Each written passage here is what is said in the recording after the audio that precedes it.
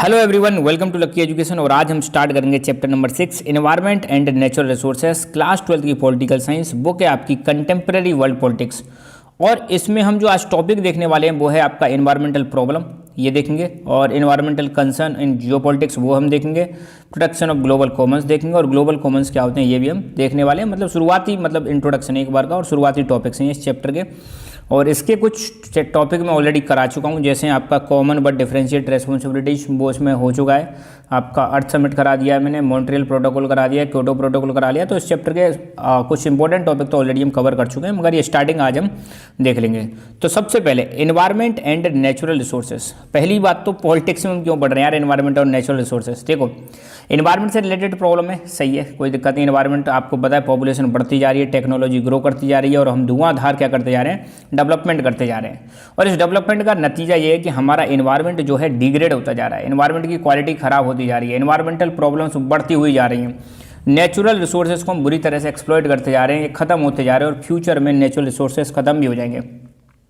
तो इनका सॉल्यूशन क्या है, कौन देगा सॉल्यूशन, पॉलिटिक्स में क्यों बढ़ रहे हैं। तो ये तो आपने देख लिया, एनवायरनमेंट से संबंधित बहुत सारी प्रॉब्लम है, तो सॉल्यूशन इनका पॉलिटिकल है। भाई आप सोचो, एनवायरनमेंट को अगर हमें प्रोटेक्ट करना है, ग्लोबल वार्मिंग को अगर हमें रोकना है, ओजोन लेयर के डिप्लीशन को हमें अगर रोकना है, पॉल्यूशन को हमें रोकना है, कोस्टल पॉल्यूशन को हमें रोकना है, तो सॉल्यूशन तो पॉलिटिकल जो फील्ड है उसी के पास है, पॉलिटिकल पावर है उसी के पास है, जो पॉलिटिक्स को रन कर रहे हैं उसके पास है, देश चला रहे हैं उनके पास है। इसलिए हम इसको पॉलिटिकल साइंस में पढ़ रहे हैं, क्योंकि एनवायरनमेंट से रिलेटेड प्रॉब्लम्स को डील करना है तो हमें सभी के सभी पॉलिटिकल लीडर्स को साथ में लाना पड़ेगा, सभी देशों को साथ में लाना पड़ेगा, मिलजुल के तब हमें कोई एग्रीमेंट साइन करना पड़ेगा। फॉर एग्जांपल, जैसे हमने मॉन्ट्रियल प्रोटोकॉल साइन किया था ओजोन लेयर को बचाने के लिए, क्योटो प्रोटोकॉल साइन किया था अर्थ में जो ग्लोबल वार्मिंग हो रही है उसको कंट्रोल करने के लिए, ठीक है, अर्थ समिट जो हमने करी थी। तो यहाँ पे कौन आया था, यहाँ पे आए थे पॉलिटिकल लीडर्स, दुनिया भर से अलग अलग पॉलिटिकल लीडर्स आए, तब उन्होंने सहमति जताई। तो इसलिए हम इसको पॉलिटिकल साइंस में पढ़ रहे हैं, क्योंकि इनका सॉल्यूशन किसके पास है, सॉल्यूशन पॉलिटिक्स के पास है, वही डिसीजन लेंगे तब जाके चीज़ें आगे इंप्लीमेंट होंगी, ठीक है। तो शुरुआत करते हैं इसी नोट के साथ। तो in world politics environment and natural resources related issues are gaining importance. आज की डेट में वर्ल्ड पॉलिटिक्स में आप देखो, इन्वायरमेंट और नेचुरल रिसोर्सेज से संबंधित जो इश्यूज हैं उनका इंपॉर्टेंस बढ़ता जा रहा है। 1960s के बाद ही आप देखो, 1960 का मतलब 1960 से 1970 के बीच में ना, इसके बाद आपको देखने को मिलेगा there is rise of environmental movements in different parts of the world. पूरी दुनिया में आपको देखने को मिलेगा एनवायरमेंट से संबंधित मूवमेंट्स बढ़ने लग जाते हैं। कब, 1960s के बाद से। क्योंकि यार देखो, अगर अपना एनवायरनमेंट सही नहीं रहेगा ना तो फिर हमारा रहने का मतलब क्या है, ठीक है। तो एनवायरनमेंट से संबंधित मूवमेंट कब स्टार्ट होते हैं, 1960s के बाद स्टार्ट होते हैं। इश्यूज जैसे ग्लोबल वार्मिंग, क्लाइमेट चेंज, इनको डिस्कस किया जाने लगा, डिबेट किया जाने लगा, और इनको बोला जाने लगा यार ये ग्लोबल कंसर्न है, ठीक है। तो कौन कौन सी चीज़ों पर डिस्कस होने लग गया फिर, ग्लोबल वार्मिंग। ग्लोबल वार्मिंग क्या होती है, अपनी अर्थ का जो टेम्परेचर उसको बढ़ रहा है ना, उसी को हम बोलते हैं ग्लोबल वार्मिंग। डेफिनेशन लिखना चाहो तो आप लिख सकते हो, The rise in average temperature of Earth is known as global warming, and the region of global warming is greenhouse gases. Green house gas क्या होता है, सन की रेज को पृथ्वी पर आने तो देती है, मगर अर्थ से जब वापस जाती है जो हीट उसको रोक लेती हैं, जिसकी वजह से अर्थ का टेम्परेचर बढ़ जाता है, ठीक है। तो ग्लोबल वार्मिंग होगी, आपको पता है क्या होगा, ग्लेशियर्स मेल्ट होंगे, ग्लेशियर्स मेल्ट होंगे तो पानी आएगा, ज़्यादा ओशन का लेवल बढ़ जाएगा तो बाढ़ आने की संभावना रहेगी।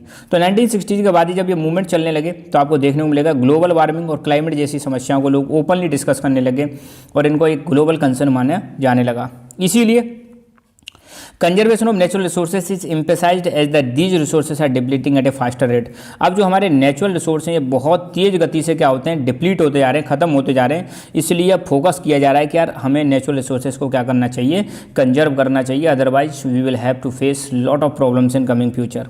अब एनवायरमेंटल प्रॉब्लम्स कौन कौन सी हैं उनको हम देखेंगे, कौन कौन सी एनवायरमेंटल प्रॉब्लम है, ठीक है। तो एनवायरमेंटल प्रॉब्लम्स वो होती हैं जो हमारी ह्यूमन एक्टिविटीज़ की वजह से आ रही हैं। आप देखो, जो पॉल्यूशन हो रहा है कौन क्रिएट कर रहा है, इंसान क्रिएट कर रहे हैं। तो एनवायरमेंटल प्रॉब्लम का संबंध किससे है, ह्यूमन एक्टिविटीज़ की वजह से है, और इससे हम, ठीक है, ह्यूमन एक्टिविटी किस पर, एनवायरमेंट के रिसोर्सेज पर है ना। हम पानी को पॉल्यूट कर रहे हैं, हम जमीन को पॉल्यूट कर रहे हैं, हम हवा को पॉल्यूट कर रहे हैं। तो environmental problems are related to impacts of human activities on environmental resources. कौन कौन सी एनवायरमेंटल प्रॉब्लम्स हैं, जैसे पॉल्यूशन हो गया, हर तरह का पॉल्यूशन, चाहे वो वाटर पॉल्यूशन हो, चाहे वो सॉइल पॉल्यूशन हो, चाहे वो लैंड पॉल्यूशन हो, चाहे वो एयर पॉल्यूशन हो, है ना, ओशियन का पॉल्यूशन हो, सब पॉल्यूशन इसमें आ जाएंगे।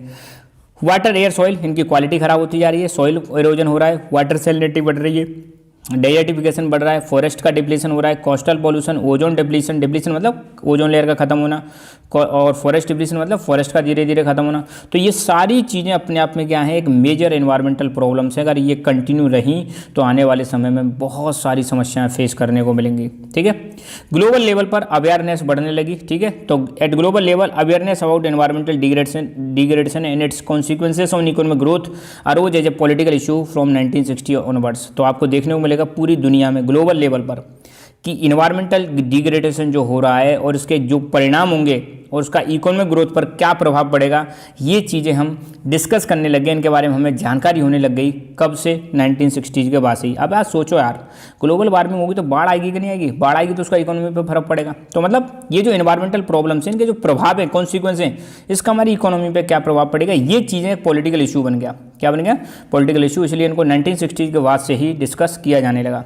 एक रिपोर्ट आई थी, ध्यान रखना, द क्लब ऑफ रोम ने एक रिपोर्ट पब्लिश करी 1972 में, उसका नाम था limits to growth. Club of Rome एक ग्रुप हो गया, इसने एक रिपोर्ट जारी करी। हालांकि इसके राइटर जो हैं वो मीडोज है, डोनेला मीडोज, डेनिस मीडोज। अगर मतलब एग्जैक्ट वो देखें तो ये मीडोज आ जाएगा। ठीक है, ज्योग्राफी में मीडोज करके दे रखा है कि ये जो लिमिट्स टू ग्रोथ है किसने लिखी? मीडोज ब्रदर्स ने। ठीक है, या मीडोज ने लिखी थी, मगर ग्रुप किसने पब्लिश किया था? ग्रुप है वो क्लब ऑफ रोम। तो क्लब ऑफ रोम ने एक किताब लिखी 1972 में, उसका नाम है लिमिट्स टू ग्रोथ। 1 नंबर का क्वेश्चन आ सकता है, ध्यान रखना। लिमिट्स टू ग्रोथ जो है किसने लिखी? Club of Rome. यहाँ पर बताया गया था कैसे जो हमारी बढ़ती हुई पॉपुलेशन है उसका हमारे रिसोर्सेज पर प्रभाव पड़ रहा है, रिसोर्सेज हमारे कैसे खत्म होते जा रहे हैं। ठीक है, यहाँ पर यह डिस्कस किया गया था इस बुक में। यूनाइटेड नेशंस एनवायरनमेंट प्रोग्राम, इन्होंने भी इंटरनेशनल मीटिंग्स और कॉन्फ्रेंस बुलाना स्टार्ट कर दिया ताकि ग्लोबल प्रॉब्लम्स या एनवायरमेंटल जो प्रॉब्लम्स हैं उस पर डिस्कस किया जा सके। Environmental concern in global politics, environment से संबंधित किन किन चीज़ों पे हम मतलब चिंतित हैं, किन किन चीज़ों को लेकर चिंतित हैं ग्लोबल पॉलिटिक्स में। ठीक है, देखो, cultivable land is not expanding, agriculture land is losing fertility, grasslands have been overgrazed, fisheries over harvested and most of the water bodies have depleted and polluted. अब यहाँ पे देखेंगे हम एनवायरमेंटल कंसर्न कौन कौन से हैं ग्लोबल पॉलिटिक्स। जब हम ग्लोबल पॉलिटिक्स की बात करते हैं, पूरी विश्व की राजनीति की बात करते हैं, तो विश्व की राजनीति किन किन चीज़ों को लेकर परेशान है एनवायरमेंट से संबंधित। तो पहली चीज़ इनके अनुसार कल्टिवेबल लैंड जिस पर हम खेती कर रहे हैं वो बढ़ नहीं रही है आज की डेट में। एग्रीकल्चर लैंड की फर्टिलिटी कम होती जा रही है। ग्रास लैंड जो है हमारे घास के मैदान वो ओवरग्रेज कर दिए जा चुके हैं, खत्म किए जा चुके हैं। फिशरीज, मछलियों को ज़रूरत से ज़्यादा हम हार्वेस्टिंग कर रहे हैं। हार्वेस्टिंग का मतलब है मछलियों का ज़्यादा पकड़ रहे हैं, ज़्यादा कैच कर रहे हैं, मतलब उनका प्रोडक्शन कम हो रहा है, उससे ज़्यादा हम उनको निकाल के लेके आ रहे हैं। पानी जो है वाटर बॉडी जैसे ओशियंस, रिवर्स, लेक्स, ये डिप्लीट होती जा रही है। डिप्लीट का मतलब इनकी क्वालिटी पानी की खराब होती जा रही है, पॉल्यूट होते जा रहे हैं। ठीक है, ह्यूमन डेवलपमेंट रिपोर्ट 2016 जो यूएनडीपी ने जारी करी थी, इनके अनुसार 663 मिलियन पीपल पुअर कंट्रीज में इनके पास सेफ ड्रिंकिंग वाटर नहीं है। 663 मिलियन का मतलब है लगभग 66.3 करोड़ लोगों के पास गरीब देशों में पीने का पानी नहीं है, सेफ ड्रिंकिंग वाटर नहीं है। 2.4 बिलियन लोग जो ऐसे हैं जिनके पास सफाई का मतलब कोई एक्सेस नहीं है, सफाई की चीज़ों का। 3 मिलियन से ज़्यादा लोग ऐसे हर साल मरे जा रहे हैं, मर रहे हैं इन सब चीज़ों की वजह से, है ना। पानी सही ना होने की वजह से, सफाई की व्यवस्था ना होने की वजह से 3 मिलियन मतलब होता 30 लाख से ज़्यादा लोग ज़्यादा बच्चे हर साल मर जाते हैं। तो सोचो यार ये जो चीज़ें हैं ना कितनी डेंजरस हैं, मतलब अगर हमने इन पर ध्यान नहीं दिया तो ये ह्यूमैनिटी के लिए खतरा बन जाएगा। नेचुरल फॉरेस्ट जो हमारे क्लाइमेट, वाटर सप्लाई और बायोडाइवर्सिटी को स्टेबलाइज कर रहे हैं, इन नेचुरल फोर्सेस का क्या किया जा रहा है? इनको काटा जा रहा है, डिफॉरेस्टेशन किया जा रहा है, यहाँ पर रहने वाले लोगों को डिस्प्लेस किया जा रहा है, जिसकी वजह से बायोडाइवर्सिटी का भी लॉस हो रहा है। आप सोचो पेड़ पौधे कट जाएंगे तो यहाँ पर रहने वाले जीव जंतु वो भी यहाँ से चले जाएंगे या मारे जाएंगे। तो बायोडाइवर्सिटी हमारी क्या होती जा रही है? खत्म होती जा रही है। ओजोन लेयर का डिप्लीशन हो रहा है जो ह्यूमन हेल्थ के लिए बहुत ज़्यादा डेंजरस है। आप सबको पता है ओजोन लेयर जो है हमारी, ये जैसे अर्थ है ये ओजोन लेयर है, तो सन से आने वाली जो रेज हैं कौन सी? Ultra violet rays, UV rays को रोकती है हमारी ओजोन लेयर। तो ओजोन लेयर में जब छेद हो जाएगा तो सन की रेज यहाँ पे आ जाएंगी, ओजोन यूवी वाली रेज है जो पृथ्वी पे आ जाएंगी और लोगों पे गिरेंगी तो लोगों को कैंसर जैसी समस्याएं हो सकती हैं, स्किन डिजीज हो सकती हैं। तो ओजोन लेयर भी क्या होती जा रही है? हमारी डिप्लीट होती जा रही है। ये बहुत ज़्यादा डेंजरस है इकोसिस्टम के लिए भी और हमारी ह्यूमन हेल्थ के लिए भी बहुत ज़्यादा डेंजरस है। कोस्टल पॉल्यूशन बढ़ता जा रहा है, समुद्र के जो कोस्टल एरियाज हैं वहाँ पे पॉल्यूशन बढ़ता जा रहा है, जो किस वजह से बढ़ रहा है? ये भी ह्यूमन एक्टिविटीज़ की वजह से बढ़ रहा है। तो अब बात आती है protection of global Commons. Global Commons को कैसे बचाएं? तो पहली चीज़ कॉमन्स क्या होते हैं ये हम समझेंगे। What is Commons? कॉमन का मतलब यार ऐसी कोई भी चीज जिस पर हम सबका अधिकार हो उसको हम बोलेंगे कॉमन्स। तो the resources which are not owned by anyone but rather shared by a community are known as commons. ऐसे रिसोर्सेज जो किसी एक का नहीं है, किसी एक व्यक्ति का अधिकार नहीं है, बल्कि पूरी कम्युनिटी उनको शेयर करती है, उनको हम बोलते हैं कॉमन्स। जैसे ये पार्क है यहाँ पे, है ना, तो पार्क ऐसी जगह है जो सबके द्वारा शेयर किए जाते हैं, सबका इन पर अधिकार होता है, किसी एक व्यक्ति का अधिकार नहीं होता। रिवर है, रिवर पर किसी एक व्यक्ति का अधिकार नहीं है, सबकी है रिवर, है ना। तो एग्जाम्पल में एक कॉमन रूम हो सकता है, कॉमन कम्युनिटी सेंटर हो सकता है, पार्क हो सकता है, रिवर, इनको हम बोलते हैं कॉमन्स।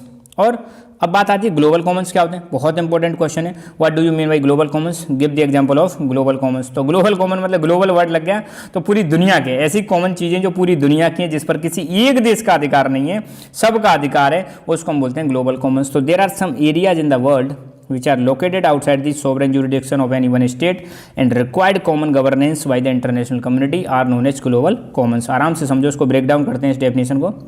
कुछ एरिया दुनिया के ऐसे हैं जैसे अर्थ का एटमॉस्फेयर हो गया, अंटार्कटिका हो गया, ओशन फ्लोर हो गया, आउटर स्पेस हो गया, ये एरिया जो किसी एक देश की सीमा से बाहर हैं, एक देश की ज्यूरिस्डिक्शन से बाहर हैं। मतलब ज्यूरिस्डिक्शन का मतलब है एक देश का यहाँ पे अधिकार नहीं चलेगा, एक देश के यहाँ पे रूल नहीं चलेंगे, और इनको बचाने के लिए सभी की जरूरत पड़ती है, इंटरनेशनल कम्युनिटी की जरूरत पड़ती है, इनको हम बोलते हैं ग्लोबल कॉमन्स। तो एग्जाम्पल बता देना, अर्थ, एटमॉस्फेयर, अंटार्कटिका, ओशन फ्लोर और आउटर स्पेस। ग्लोबल कॉमन्स को बचाने के लिए, प्रोटेक्ट करने के लिए, कंजर्व करने के लिए कुछ ट्रीटीज और एग्रीमेंट हमने साइन किए। ये तीन आपको याद रखने। पहला है Antarctic treaty 1959, Montreal protocol 1987, Antarctic environment protocol 1991। ठीक है, तो आज के लेक्चर में बस इतना ही। Thank you so much, keep learning, keep enjoying and God bless you all. और अब तक आपने लकी एजुकेशन को सब्सक्राइब नहीं किया तो please subscribe Lucky Education and be the part of Lucky Education family. Hello everyone, welcome to Lucky Education. और आज हम टॉपिक जो डिस्कस करने वाले हैं वो है कॉमन बट डिफरेंशिएटेड रेस्पॉन्सिबिलिटीज। ठीक है, ये जो टॉपिक है आपका क्लास 12 की पॉलिटिकल साइंस बुक आपकी है contemporary world politics chapter number 6 environment and natural resources में दे रखा है। बहुत ही इंपॉर्टेंट टॉपिक है, ऐसा नहीं है सिर्फ क्लास 12 में ये काम आता है, बहुत सारी जगह पर आपको ये यूज में आपने देखा होगा। कॉमन बट डिफरेंशिएट रेस्पॉन्सिबिलिटीज, थोड़ा सा बैकग्राउंड जानते हैं।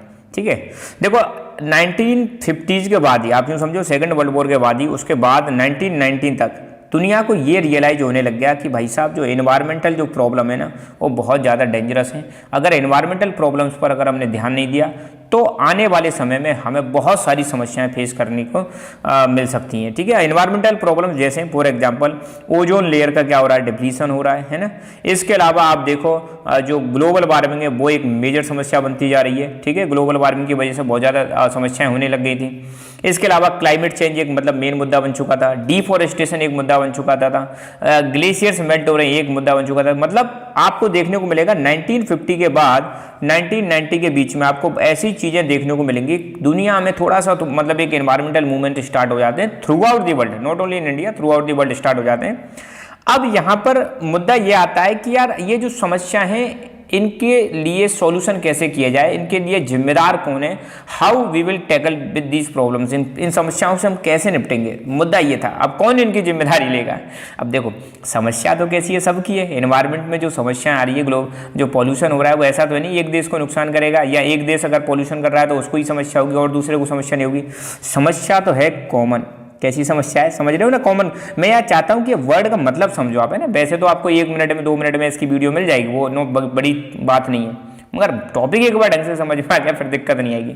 तो समस्या कैसी है, कॉमन है। कौन सी समस्याएं? एनवायरमेंट प्रॉब्लम्स, समस्याएं तो आपकी हैं कॉमन, मगर अब इनको सॉल्व करने के लिए डिफरेंशिएटेड रेस्पॉन्सिबिलिटी का मतलब क्या है? अब देखो आपको अगर पता हो तो हमारी दुनिया में थोड़ा और बेसिक में चलते हैं। जैसे अगर हम पृथ्वी को ऐसे 2 भागों में बांट दें, ऊपर वाले भाग को बोले हम नॉर्थ और नीचे वाले भाग को बोलेंगे साउथ। ठीक है, बीच में इक्वेटर है। तो ज़्यादातर आपको देखने को मिलेगा, आपने देखा भी होगा, नॉर्थ में जो कंट्रीज हैं वो सारे के सारे कंट्रीज डेवलप्ड है मोस्टली। मतलब मोस्टली कंट्रीज कैसे हैं डेवलप, सारे नहीं है, मोस्टली कंट्रीज कैसे हैं डेवलप। साउथ में अगर आपको देखने को मिलेंगे कंट्रीज हैं डेवलपिंग। अब डेवलप्ड डेवलपिंग क्या कंट्रीज में क्या डिफरेंस है आप जानते होंगे। डेवलप्ड कंट्री वो होते हैं जिनके पास पर कैपिटा इनकम हाई होती है, जिनकी मतलब हाई टेक्नोलॉजी जिनके पास होती है और बहुत पहले से ही वो मतलब डेवलप हो चुके हैं, और इनको हम इंडस्ट्रियलाइज नेशंस भी बोलते हैं। ध्यान रखना, इंडस्ट्रियलाइज नेशंस। साउथ में अभी बिल्कुल पुअर कंडीशन है, बहुत ज़्यादा पॉपुलेशन है, बहुत ज़्यादा गरीबी है, अनएम्प्लॉयमेंट बहुत ज़्यादा है, तो बहुत पुअर है मतलब, है ना। तो एक चीज़ तो ये समझ भाई। दूसरी बात अगर आप देखो, मैं थोड़ा सा और लिंक करना चाहूँगा, इंडस्ट्रियल रेवोल्यूशन से लिंक करना चाहूँगा। आप सबको पता है 1750s के बाद इंडस्ट्रियल रेवोल्यूशन की शुरुआत हो जाती है, और ये शुरुआत आपको देखने को मिलेगी नॉर्थ में जो कंट्रीज थे, है ना, जो कॉलोनियल पावर्स हुआ करती थी, किसी टाइम पे दो अलग अलग देशों पर राज करते थे, जैसे इंग्लैंड हो गया, है ना, इंग्लैंड के बाद फ्रांस हो गया, जर्मनी हो गया, स्पेन हो गया, है ना, पोर्चुगीज हो गए, फिर ये अपना अमेरिका हो गया। तो यहाँ पे इंडस्ट्रियल रेवोल्यूशन आने की वजह से डेवलपमेंट पहले हुआ। अब इंडस्ट्रियल रेवोल्यूशन आने की वजह से नॉर्थ में इंडस्ट्रीज पहले सेट हुई, साउथ में तो बिल्कुल मतलब ये ज़्यादातर कंट्रीज थे, ये ऊपर वाले कंट्रीज के गुलामी हुआ करते थे। तो यहाँ पे जब इन्होंने इंडस्ट्री सेटअप कर दी तो इन्होंने बहुत पहले से ही पॉल्यूशन क्रिएट करना स्टार्ट कर दिया, ठीक है। अब दूसरी बात, अगर हम साउथ के कंट्रीज की बात करें, साउथ में स्पेशली आपको पता है ज़्यादा कंट्रीज है नहीं, मतलब मेनली एक तो इंडिया, दूसरा चाइना, इनके बारे में ज़्यादा बात की जाती है। तो आप देखो इंडिया आज़ाद कब हुआ? 1947 में। चाइना कब आज़ाद हुआ? 1949 में। चाइना ने कब अपनी इकोनॉमिक पॉलिसी लेके आया? चाइना 1978 में चाइना इकोनॉमिक पॉलिसी लेके आया था, जिसका नाम था ओपन डोर पॉलिसी। इंडिया कब लेके आया था इकोनॉमिक पॉलिसी? 1991। तो यार हम तो अभी पॉलिसी लेके आए इकोनॉमिक रिफॉर्म करने के लिए, है ना। 1991 में कौन सी पॉलिसी आई थी हमारी? लिबरलाइजेशन, प्राइवेटाइजेशन और ग्लोबलाइजेशन वाली पॉलिसी आई थी। ऐसे ही चाइना ने भी धीरे धीरे करके अपनी इकोनॉमी को ओपन किया था। तो भैया इंडिया चाइना में जो इंडस्ट्रीज लगने लगी हैं वो 1990 के आसपास लगने लगी है। 1990 के बाद जब ये पॉलिसी आई है उसके बाद धीरे धीरे करके यहाँ पे इंडस्ट्रियलाइजेशन होने लगा। मगर इससे इस समय तक तो पॉल्यूशन ऑलरेडी हो चुका था, एक अच्छे लेवल पर हो चुका था। इस समय पे तो ऑलरेडी इन्वायरमेंटल प्रॉब्लम से एक बड़ा रूप ले चुकी थी, एक विकराल रूप ले चुकी थी। जब बात आई कि यार इन प्रॉब्लम्स को कैसे अब जिम्मेदारी कौन लेगा, तो यहीं पर मुद्दा आता है। यहां पर डेवलप्ड कंट्री क्या कहते हैं कि देखो भैया ये इन्वायरमेंटल प्रॉब्लम सबकी है और इनको सॉल्व करना हम सबकी जिम्मेदारी है, तो सबको बराबर बराबर कंट्रीब्यूशन देना पड़ेगा। यहां पर जो ग्लोबल साउथ के जो कंट्रीज हैं, स्पेशली इंडिया, चाइना, इन्होंने आवाज उठाई, हाओ हो भाई साहब, वो क्या कर रहे हो आप? ऐसा कैसे हो सकता है भाई? पॉल्यूशन तुमने किया, है ना, एनवायरमेंट को पॉल्यूट तुमने किया, एनवायरमेंटल प्रॉब्लम्स तुमने क्रिएट करी, इंडस्ट्रियलाइजेशन तुम्हारे यहाँ सबसे पहले हुआ, तुम हम क्यों भाई इसमें मतलब पैसा वैसा देंगे? हम क्यों मतलब इस जिम्मेदारी को लेंगे? हमने तो अभी चलना स्टार्ट किया है, हम कैसे मतलब इसमें बराबर दे सकते हैं? तो यहाँ पर एक टेंशन स्टार्ट होती है, इसी चीज को हम मतलब समझेंगे, ठीक है। तो ये जो ब्लू कंट्रीज आपको देख रहे हैं इनको हम बोलते हैं ग्लोबल नॉर्थ। ऑस्ट्रेलिया भी इसी में ले लेते हैं ना, न्यूजीलैंड भी ले लेते हैं, और ये जो रेड कलर में है ये है ग्लोबल साउथ, है ना। ग्लोबल नॉर्थ और ग्लोबल साउथ में अंतर समझ लेना, ठीक है।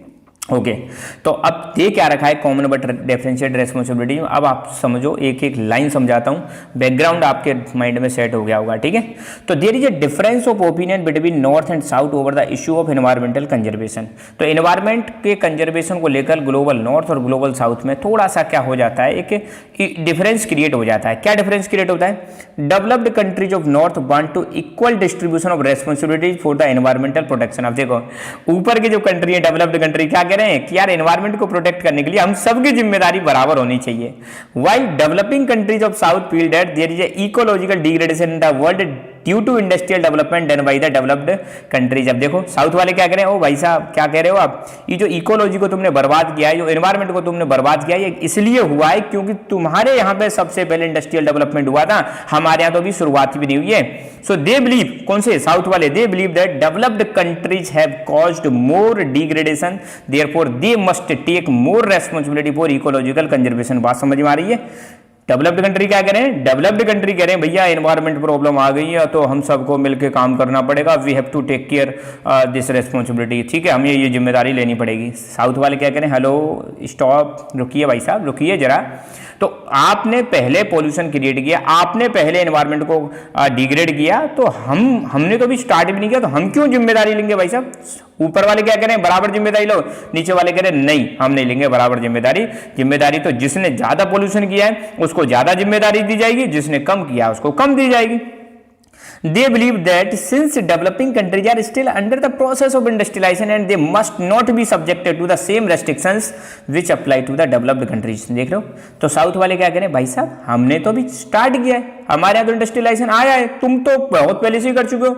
नॉर्थ वालों ने तो 1750 के बाद ही स्टार्ट कर दिया था इंडस्ट्रियलाइजेशन, और हमारे यहाँ पे कब हो रहा है, 1990 में हो रहा है। तो बताओ 150 साल तक तो तुमने बर्बाद कर दिया। और जब हम डेवलप करना स्टार्ट कर रहे हैं, इसलिए आपको देखने को मिलेगा इंडिया और चाइना, आप साउथ में एक डेवलपिंग कंट्रीज है, बहुत जबरदस्त तरीके से ग्रो कर रहे हैं और यूँ समझ लो दुनिया की फास्टेस्ट ग्रोइंग इकोनॉमी में इनका नाम आता है। तो जब ये ग्रो करने लगे तो इनको जलन होने लगी, तो ये कह रहे नहीं भैया तुम भी जिम्मेदारी लोगे, तो इन्होंने कहा नहीं हम नहीं लेंगे ऐसे जिम्मेदारी, दिस इज नॉट फेयर, हम नहीं मानेंगे इस चीज़ को। क्यों? क्योंकि तुमने पहले इंडस्ट्रियलाइजेशन किया है, हम तो अभी शुरुआती स्टेज में, तुमने ज़्यादा मतलब पहले इन्वायरमेंट को पोल्यूट किया है, हमने तो अभी पोल्यूट भी नहीं किया, इसलिए तुम्हारी जिम्मेदारी ज़्यादा है, हमारी जिम्मेदारी कम है।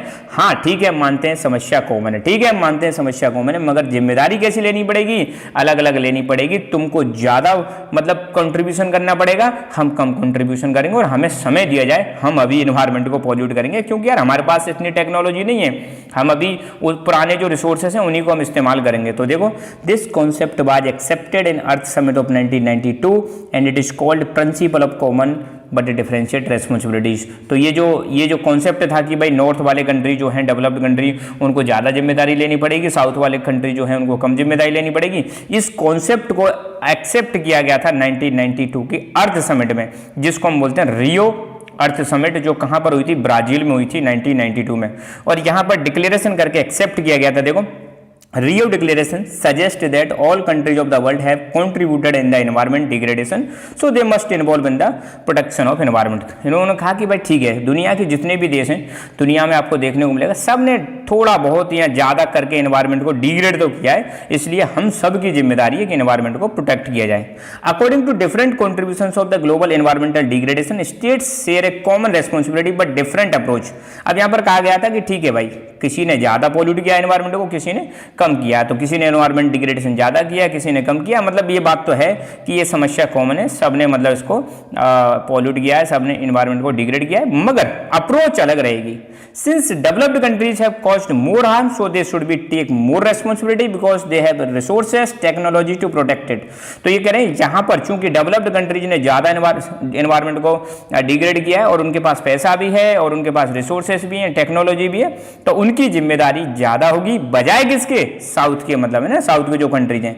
तो 1992 United Nations framework convention on climate change focus on the principle of common but differentiate responsibilities because developed countries have cost more contribution in the global emission of green house gases per capita emission and develop countries like India China are still very low. अब इसमें कहा गया था कि किस में कहा गया था? 1992 की यूनाइटेड कॉन्फ्रेंस जो Nations framework convention on climate change में फोकस किया गया कि ठीक है भाई, हम इस चीज़ का ध्यान रखेंगे कॉमन बट डिफरेंशिएट रेस्पॉन्सिबिलिटीज का, और जो डेवलप्ड कंट्रीज हैं उन्होंने ज़्यादा ग्रीन हाउस गैसेज का, GHG का मतलब ग्रीन हाउस गैसेज का कॉन्ट्रीब्यूशन ज़्यादा किया है, इसलिए इनकी जिम्मेदारी ज़्यादा है। और अभी भी हम देखें तो इंडिया चाइना अभी भी लो चल रहे हैं, इनसे पीछे चल रहे हैं, ठीक है। तो यहाँ पर ये कॉन्सेप्ट निकल के आया था, कॉमन बट डिफरेंशिएट रेस्पॉन्सिबिलिटी। समझ में आया ना? तो यहाँ पर क्या मामला निकल के आया था? क्या नॉर्थ वाले कह रहे थे, क्या साउथ वाले कह रहे थे? नॉर्थ वाले कह रहे हो भैया सबको बराबर प्रोटेक्ट करना पड़ेगा, साउथ वाले कह रहे पगला आ गए हो क्या, ऐसे कैसे प्रोटेक्ट करेंगे? एनवायरमेंट तुमने पॉल्यूट किया, पैसा तुमने कमा लिया, अब जब हमारी कमाने की बारी आई तो तुमको जलन हो रही है, कह रहे हो कि बराबर बराबर में हम नहीं खेलेंगे, ठीक है। तो यही कॉन्सेप्ट है कॉमन बट डिफरेंशिएट रेस्पॉन्सिबिलिटीज, ठीक है। एनवायरमेंट की जो डिग्रेडेशन है ये कॉमन समस्या है, बिल्कुल सब फेस कर रहे हैं, मगर रेस्पॉन्सिबिलिटीज सबकी अलग अलग होगी। जिन्होंने पहले ज़्यादा डेवलपमेंट कर लिया है तो उनको ज़्यादा पैसा देना पड़ेगा, उनको ज़्यादा रिसोर्सेज खर्च करने पड़ेंगे, ज़्यादा टेक्नोलॉजी लगानी पड़ेगी और हेल्प करनी पड़ेगी, डेवलपिंग कंट्रीज की भी हेल्प करनी पड़ेगी, ठीक है। इस कॉन्सेप्ट को धीरे धीरे करके बाद में जितने भी एनवायरमेंट से रिलेटेड कन्वेंशंस हुई या एनवायरमेंट से रिलेटेड कोई भी ट्रीटी या कोई भी एग्रीमेंट हुआ तो वहाँ पर इसका ध्यान रखा गया, ठीक है। और इसी के तहत आपको देखने को मिलेगा, कई जगह आप पढ़ोगे इंडिया और चाइना को एग्जेम्प्ट कर दिया जाता है। क्या कर दिया जाता है? एग्जेम्प्ट का मतलब छोड़ दिया जाता है, ठीक है। बाकी कंट्रीज को अगर टारगेट 5 साल में खत्म करने तो इंडिया चाइना को बुलाया जाता था कि तुम ज़्यादा समय ले लो, ठीक है। और ये ऐसे नहीं हुआ, जब इन्होंने आवाज़ उठाई तब जाके उनको ऐसा कहा गया था, ठीक है। So thank you so much, keep learning, keep enjoying and God bless you all. Hello everyone, welcome to Lucky Education. और आज हम देखेंगे इस वीडियो में ग्लोबल कॉमन्स के बारे में। ग्लोबल कॉमन क्या होते हैं? पॉलिटिकल साइंस का टॉपिक है, इसके बारे में हम अंडरस्टैंडिंग डेवलप करेंगे अपनी। तो ग्लोबल मतलब जैसा कि नाम से ही पता चल रहा है इंटरनेशनल लेवल पर, कॉमन्स मतलब कुछ चीज़ें ऐसी हैं जो ग्लोबली कॉमन है, ठीक है। जैसे फॉर एग्जांपल अगर हम बात करें तो इस पूरी दुनिया में जो ओशियंस का कुछ ऐसा भाग है जिस पर किसी भी कंट्री का भाग नहीं है, या हम कह सकते हैं कि कुछ ज़मीन ऐसी है जहाँ पर किसी भी देश का अधिकार नहीं है, या हमारे आसपास की जो एटमॉस्फेयर है इस पर भी किसी पर्टिकुलर व्यक्ति या किसी पर्टिकुलर कंट्री का अधिकार नहीं है। तो कुछ इस दुनिया में ऐसी चीज़ें पाई जाती हैं जिस पर किसी पर्टिकुलर कंट्री का अधिकार नहीं होता है, जिस पर सभी का अधिकार होता है, उन चीज़ों को हम बोलते हैं ग्लोबल कॉमन्स। ठीक है, तो ग्लोबल कॉमन्स एक पार्ट है, पॉलिटिकल साइंस का हिस्सा है। अगर हम ग्लोबल कॉमन्स को बाई चांस हार्म करते हैं, नुकसान पहुंचाते हैं, तो इनको बचाना हम सबकी एक सामूहिक जिम्मेदारी है। ठीक है, तो ग्लोबल कॉमन्स की डेफिनेशन क्या हो जाएगी? द एरियाज और regions of the world which are located outside the sovereign jurisdiction of any one state and require common governance by the international community are known as global commons. तो मतलब इस पृथ्वी पर, इस दुनिया में कुछ ऐसे एरिया होते हैं, कुछ ऐसे रीजन्स होते हैं जो किसी कंट्री की ज्यूरिसडिक्शन से बाहर होते हैं, सोवरेन ज्यूरिसडिक्शन से बाहर होते हैं। जैसे मान लो ये अपना देश इंडिया है, तो इंडिया से बाहर बहुत सारी चीज़ें ऐसी हैं जिन पर हमारा कंट्रोल नहीं है। जैसे इंडियन ओशन, मतलब इस एक्सक्लूसिव इकोनॉमिक जोन को छोड़ दो, उससे बाहर का जो पार्ट हो जाएगा वो इसी में आ जाएगा, किसमें? ग्लोबल कॉमन्स में, जिस पर ना हमारा अधिकार है न किसी दूसरे देश का अधिकार है। तो कुछ चीज़ें ऐसी हैं हमारी दुनिया में जहाँ पर किसी भी पर्टिकुलर कंट्री का कोई अधिकार नहीं है, वहाँ पर कोई उनकी ज्यूरिसडिक्शन नहीं चलती, वो चीज़ें हम सब की हैं। और ऐसी चीज़ों को प्रोटेक्ट करने के लिए हमें इंटरनेशनल कम्युनिटी की ज़रूरत पड़ती है, इंटरनेशनल गवर्नेंस की ज़रूरत पड़ती है, उनको हम बोलते हैं ग्लोबल कॉमन्स। ठीक है, इसमें एग्जांपल है अर्थ का atmosphere, Antarctica, ocean floor, outer space, ये सारी चीज़ें आती हैं ग्लोबल कॉमन्स में। तो ग्लोबल कॉमन का पॉलिटिकल साइंस से क्या रिलेशन है?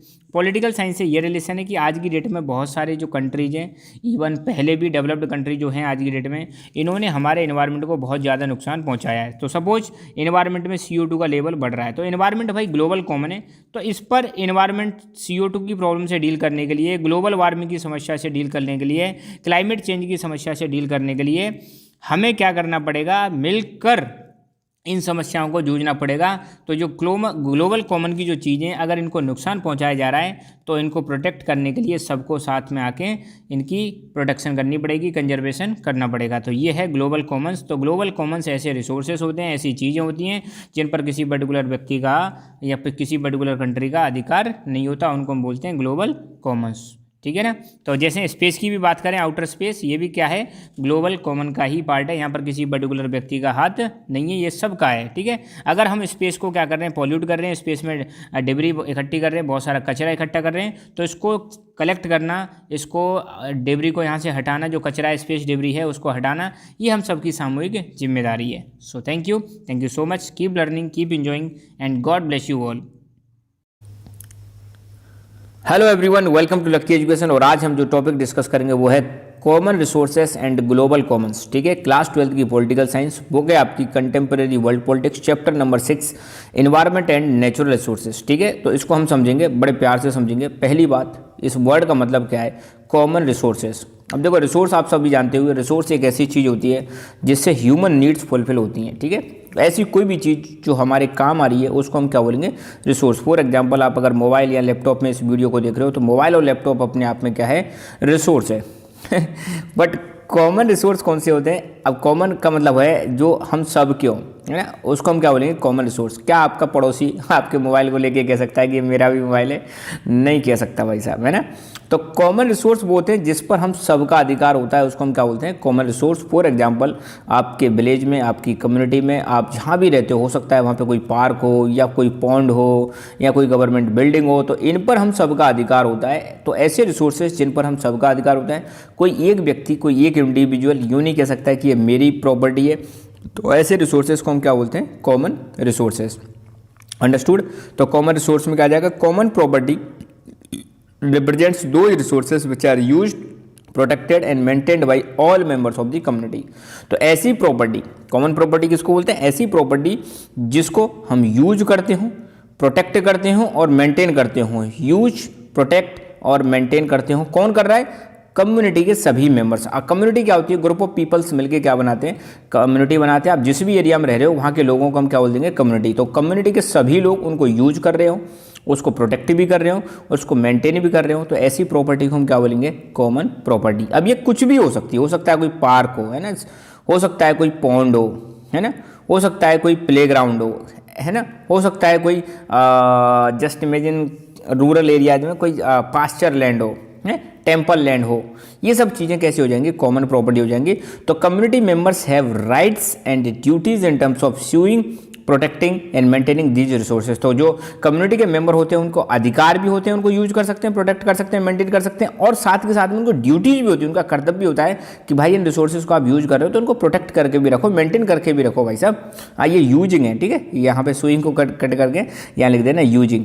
इन रिसोर्सेज को यूज करने का, प्रोटेक्ट करने का बराबर अधिकार होता है कम्युनिटी के मेंबर्स का। एग्जाम्पल दे रखा है सेक्रेड ग्रुप्स। सेक्रेड ग्रुप्स आप सभी लोग जानते हैं, ऐसे फॉरेस्ट होते हैं, ऐसे ट्रीज होते हैं, ऐसे पेड़ पौधे होते हैं जिनको हम रिलीजन के नाम पे प्रोटेक्ट करके रखते हैं, जिनको हम कभी काटते नहीं है। ऐसे फॉरेस्ट को हम क्या बोलते हैं, सेक्रेड ग्रुप्स बोलते हैं, या ऐसे ट्रीज को हम क्या बोलते हैं, सेक्रेड ग्रुप्स बोलते हैं, जिनकी पूजा पाठ करते हैं, जो जिनका डिवाइन से कोई लिंक होता है, ऐसे ट्रीज को हम सेक्रेड ग्रुप्स बोलते हैं। तो सेक्रेड ग्रुप्स जो है ट्रेडिशनली गाँव के लोगों के द्वारा ही मैनेज किए जाते हैं। Factors responsible for declining of common property resources. देखो ज्योग्राफी में भी पढ़ रखा है आपने कॉमन प्रॉपर्टी रिसोर्सेज। तो क्या कारण है कि ये कॉमन प्रॉपर्टी रिसोर्स खत्म होते जा रहे हैं? नंबर 1, प्राइवेटाइजेशन होने की वजह से।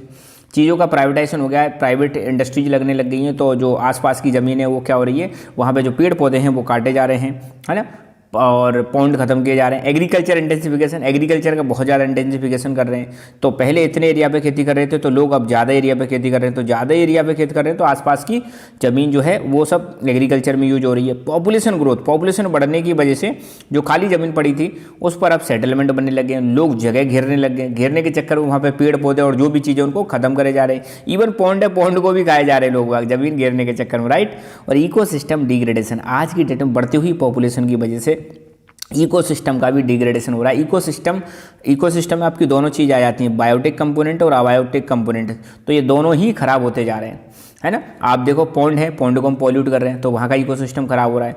ज़मीन है, ज़मीन को भी हम पॉल्यूट कर रहे हैं, यहाँ का भी इकोसिस्टम खराब हो रहा है, ठीक है। हवा हमने पॉल्यूट कर दी, वाटर हमने पॉल्यूट कर दिया, एयर वो पॉल्यूट कर दी, सब कुछ पॉल्यूट कर रहे हैं। तो इन सब चीज़ों से भी हमारे कॉमन प्रॉपर्टी रिसोर्स खत्म होते जा रहे हैं। अगला है ग्लोबल कॉमर्स। अब जैसे अपने आसपास कोई चीज़ हमारी होती है ना, सबकी, हमारी कम्युनिटी की, उसको हम कॉमन प्रॉपर्टी बोल रहे हैं। अब ग्लोबल कॉमन का मतलब ऐसे रिसोर्सेज जिस पे पूरी दुनिया ये कह सके कि हम सब का है। ये कंट्री कोई अकेला कंट्री यूँ नहीं कह सके कि मेरा है, यूएसए ये नहीं कहे कि ये मेरा है, हर देश दुनिया का कह सके कि यह सब का है, हम सब का है। तो ऐसे रिसोर्सेज को हम बोलेंगे ग्लोबल कॉमन्स, ठीक है।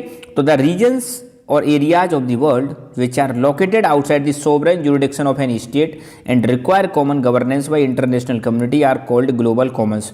तो ऐसे रीजन, ऐसे एरिया जो किसी एक देश की ज्यूरिडिक्शन से बाहर हो, मतलब यह है कि कोई एक देश उस पर क्लेम ना कर सके कि ये मेरे रिसोर्सेस हैं, ये मेरी प्रॉपर्टी है। साथ के साथ में उसको मेंटेन करने के लिए एक इंटरनेशनल कम्युनिटी की कॉमन गवर्नेंस की जरूरत पड़े, उसको हम बोलते हैं ग्लोबल कॉमन्स। पूछा जा सकता है एग्जाम्पल दो ग्लोबल कॉमन्स के, तो अर्थ का एटमॉस्फेयर जो है हम सब का है, कोई एक कंट्री जो नहीं कह सकता मेरा है। अंटार्कटिका हम सब का है, कॉमन रिसोर्स है। ओशन फ्लोर, ओशन का नीचे का जो फ्लोर होता है वो भी हम सब का है। आउटर स्पेस ये भी हम सब का है, ठीक है। तो ये पृथ्वी के चारों तरफ जो आउटर स्पेस है ये हम सब का है, कोई एक कंट्री के लिए नहीं कर सकता। स्पेस जो है, स्पेस किसी के बाप की जागीर नहीं है, हम सब की ये स्पेस है ना, ये भी कॉमन रिसोर्स है। अंटार्कटिका भी अभी तक आप देखो ये भी हम सब का है ना, इस पर भी कोई एक देश क्लेम नहीं कर सकता। और जो ओशन का फ्लोर है, नीचे जो ओशन का फ्लोर है वो भी हम सब का है, ग्लोबल कॉमन्स का ही एग्जांपल है। तो यहाँ पे टॉपिक हमारा कंप्लीट हुआ। ऐसे ही हमारे सारे चैप्टर्स फिनिश हो जाएंगे, डोंट वरी। आप टॉपिक बताना, उस पर वीडियो जरूर बनेगी। So thank you so much, keep learning, keep enjoying and God bless you all.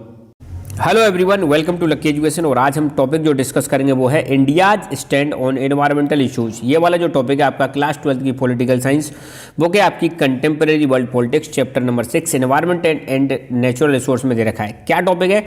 India का स्टैंड। स्टैंड का मतलब होता है कि इंडिया का क्या पक्ष है। इंडिया मतलब एनवायरमेंटल इश्यूज को लेकर इंडिया ने क्या क्या किया है, अब तक हमने कौन कौन से ऐसे कदम उठाए हैं जिसको लेकर हम कह सकते हैं कि भाई इंडिया भी एनवायरमेंट को लेकर बहुत ज़्यादा चिंतित है और एनवायरमेंट को लेकर बहुत ज़्यादा कंसर्न है, और एनवायरमेंट्स के लिए इंडिया ने बहुत सारे स्टेप्स उठाए हैं। तो कौन कौन से स्टेप्स उठाए, कौन कौन से इंडिया ने प्रयास किए ताकि हम एनवायरमेंट को प्रोटेक्ट कर सकते हैं, तो वही चीज़ हम यहाँ पे देखने वाले हैं। तो India's stand on environmental issues. इस टॉपिक से पहले जितने भी टॉपिक हैं उसके वीडियो बन चुके हैं, तो प्लीज़ वॉच दैट वीडियोज पहले। ये देखें आप, पहले तो क्योटो प्रोटोकॉल वाला वीडियो मैंने अपलोड कर दिया है। दूसरा कॉमन बट डिफरेंशिएट रेस्पॉन्सिबिलिटीज वाला है, उसको मैंने अपलोड कर दिया है, वो भी देखें, क्योंकि वो अगर तुम्हें नहीं आया तो फिर इस वीडियो को समझने में थोड़ी सी दिक्कत आएगी, है ना। तो वो चीज़ प्लीज़ देख लें। 2-3 वीडियो मैं ऑलरेडी अपलोड कर चुका हूँ, क्योटो प्रोटोकॉल वाला देख लें, कॉमन बट डिफरेंशिएट रेस्पॉन्सिबिलिटीज वाला वीडियो भी देख लें और स्टार्टिंग का भी देख लो, ठीक है। तो इंडिया का stand on environmental issues, India क्या कहता है एनवायरमेंटल इशूज को लेकर, है ना। तो India has signed and ratified Kyoto protocol 1997 इन अगस्त 2002। मतलब जो क्योटो प्रोटोकॉल 1997 में आई थी, आप सबको पता है क्योटो प्रोटोकॉल क्या है। 1997 में कई सारे देश इकट्ठे हुए और उन्होंने कहा कि जो भाई ग्रीन हाउस गैस है, ग्रीन हाउस गैस क्या करती है, ग्लोबल वार्मिंग बढ़ा रही है, तो इन ग्रीन हाउस गैसेस के एमिशन को कम करना है, फैलने को रोकना है। तो ग्रीन हाउस गैसेस के एमिशन को रोकने के लिए एक प्रोटोकॉल साइन किया गया था, एक यूँ समझ लो एक ट्रीटी साइन की गई, तो उसको हम बोल लें क्योटो प्रोटोकॉल। ये कब आई थी, 1997 में। क्योटो कहाँ पर है भैया, जापान में। इंडिया ने इसको रेटिफाई किया, रेटिफाई का मतलब उसको अप्रूव कर देना, हमने साइन कर दिया अप्रूव, पर हमने कब किया ये क्वेश्चन बनता है भाई साहब। इंडिया ने इसको किया था 2002 में किया था, अगस्त 2002 में क्योटो प्रोटोकॉल को हमने अप्रूव कर दिया, साइन कर दिया। मगर क्योटो प्रोटोकॉल का भाई 1997, तो दोनों डेटों में ध्यान रखना। इंडिया ने इसको कब साइन किया, 2002 में, और 1997 में आई थी पहली चीज। दूसरा, इंडिया, चाइना और बाकी डेवलपिंग कंट्रीज को इसमें एग्जेम्पशन दे दी। एग्जेम्पशन का मतलब होता है छूट देना। देखो क्योटो प्रोटोकॉल में देशों से क्या बोला गया था कि भैया आप अपना ग्रीन हाउस गैसेस का एमिशन कम करो, मगर यहाँ पे इंडिया, चाइना और बाकी डेवलपिंग कंट्रीज को यहाँ पे एग्जेम्पशन दे दिया। एग्जेम्पशन मतलब छूट दे दिया। क्यों? क्योंकि इनका कॉन्ट्रीब्यूशन अभी ग्रीन हाउस गैसेस में बहुत कम है, इतना कॉन्ट्रीब्यूशन नहीं है। प्लस इन देशों ने कहा, किसको कहा, डेवलप्ड कंट्री को, भाई देखो तुम तो कर चुके हो, आपका तो इंडस्ट्रियल रेवोल्यूशन हो चुका है, आपने तो पहले ही मतलब इन्वायरमेंट को बहुत पॉल्यूट कर लिया, अब भाई अपना टर्म में हमें भी पॉल्यूट करने दो, क्योंकि हमारे पास अभी इतना पैसा नहीं है, इतनी टेक्नोलॉजी नहीं है कि हम आपकी जैसी टेक्नोलॉजी ला सकें। इसलिए डेवलपिंग कंट्रीज इंडिया, चाइना इसको एग्जेम्प्ट कर दिया, यहाँ पर छूट दे दी। अब यहाँ पे कुछ मतलब क्रिटिक्स हैं, तो critics of Kyoto Protocol fail that sooner or later both India and China will be the biggest contributor to green house gases. कुछ लोग कहते हैं कि आज नहीं तो कल इंडिया और चाइना सबसे ज़्यादा ग्रीन हाउस गैसेस का पॉल्यूशन करने वाले हैं, तो भैया इनको छूट मत दो, मतलब ऐसे लोग कहते हैं। और G8 मीटिंग में भी जो 2005 में हुई थी, G8 8 पावरफुल कंट्रीज का ग्रुप है, ध्यान रखना। इसमें से अब तो ये G7 बन चुका है, रशिया को अलग कर दिया, ये भी ध्यान रखना। तो G8 कंट्रीज की मीटिंग हुई थी 2005 में, और यहाँ पर इंडिया ने कहा था कि भैया जो डेवलपिंग कंट्रीज है इनका पर कैपिटा एमिशन तो बहुत कम है। डेवलपिंग कंट्री जो है, जो प्रति व्यक्ति अगर हम देखें एमिशन GHG का, ग्रीन हाउस गैसेस का, बहुत कम है as compared to developing countries. इसलिए भैया पहले आप अपने आप पे ध्यान दो, हम पर ध्यान ज़्यादा मत दो, ठीक है। साथ के साथ में India is following the principle of common but differentiate responsibilities, और इंडिया सोचता है कि भैया जो रिड्यूसिंग, जो ग्रीन हाउस गैसेस को कम करने की जो ज़्यादा जिम्मेदारी है वो डेवलप्ड कंट्री की जिम्मेदारी ज़्यादा है।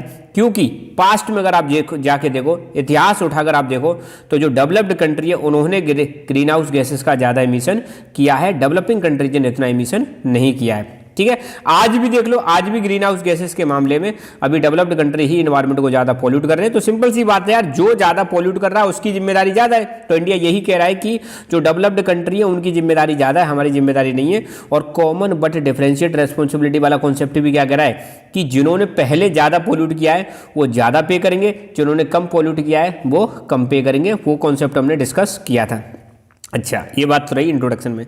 Steps taken by government of India for environmental protection, Bharat सरकार ने कौन कौन से प्रयास किए एनवायरमेंट को प्रोटेक्ट करने के लिए अब तक। पहली बात, सरकार ने एक ऑटो फ्यूल पॉलिसी लेके आई, जहाँ पर फोकस किया जा रहा है cleaner fuels for vehicle. Cleaner fuels का मतलब क्या है, देखो अब तक हमारे व्हीकल किससे चलते हैं, पेट्रोल से, डीजल से चलते हैं। अब ये कह रहे हैं क्लीनर फ्यूल लेके आएंगे। क्लीनर का मतलब ऐसा फ्यूल लेके आएंगे जिससे एनवायरमेंट का पोल्यूशन कम हो सकता है जैसे आज की डेट में आपने देखे होंगे इलेक्ट्रिक व्हीकल लगाए आगे। दूसरा, पेट्रोल में हम एथेनॉल को मिला के दे रहे हैं, एथेनॉल ब्लेंडेड पेट्रोल आ रही है, उससे फायदा क्या होता है, पोल्यूशन कम होता है। तो एक तो सरकार पॉलिसी लेके आई कि जो फ्यूल पॉलिसी है वो फोकस करेगी क्लीनर फ्यूल्स पर, जिससे एनवायरमेंट का पोल्यूशन कम से कम हो। दूसरा, भारत सरकार एक एक्ट लेके आई थी, एनर्जी कंजर्वेशन एक्ट 2001 में, जो फोकस करता है एनर्जी एफिशिएंसी पर, कि एनर्जी को हमें बचाना है, बिजली बचाना है, हर जगह पर हमें बिजली को बचाने की कोशिश करनी है, कम बिजली में ज़्यादा काम करना है। नेक्स्ट, इलेक्ट्रिसिटी एक्ट 2003, ये कहता है कि हम रिन्यूएबल एनर्जी पर ज़्यादा फोकस करेंगे। रिन्यूएबल एनर्जी क्या होती है, wind energy, solar energy,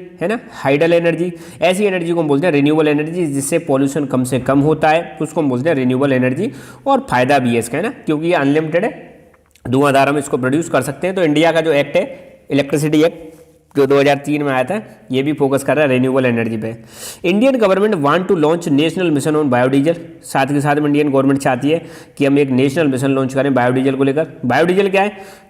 plant और मतलब प्लांट से जो मतलब लिविंग थिंग्स है उनसे बनने वाला डीजल बायोडीजल हो जाएगा। एक होता है फॉजिल फ्यूल। फॉजिल फ्यूल क्या होता है?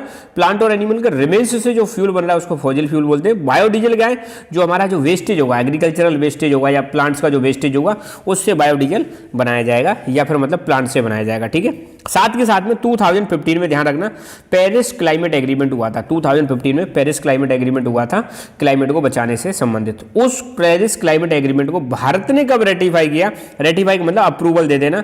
भारत ने अप्रूवल दिया था 2 अक्टूबर 2016 को। पेरिस क्लाइमेट एग्रीमेंट आया कब? 2015 में। भारत ने कब इसको साइन कर दिया?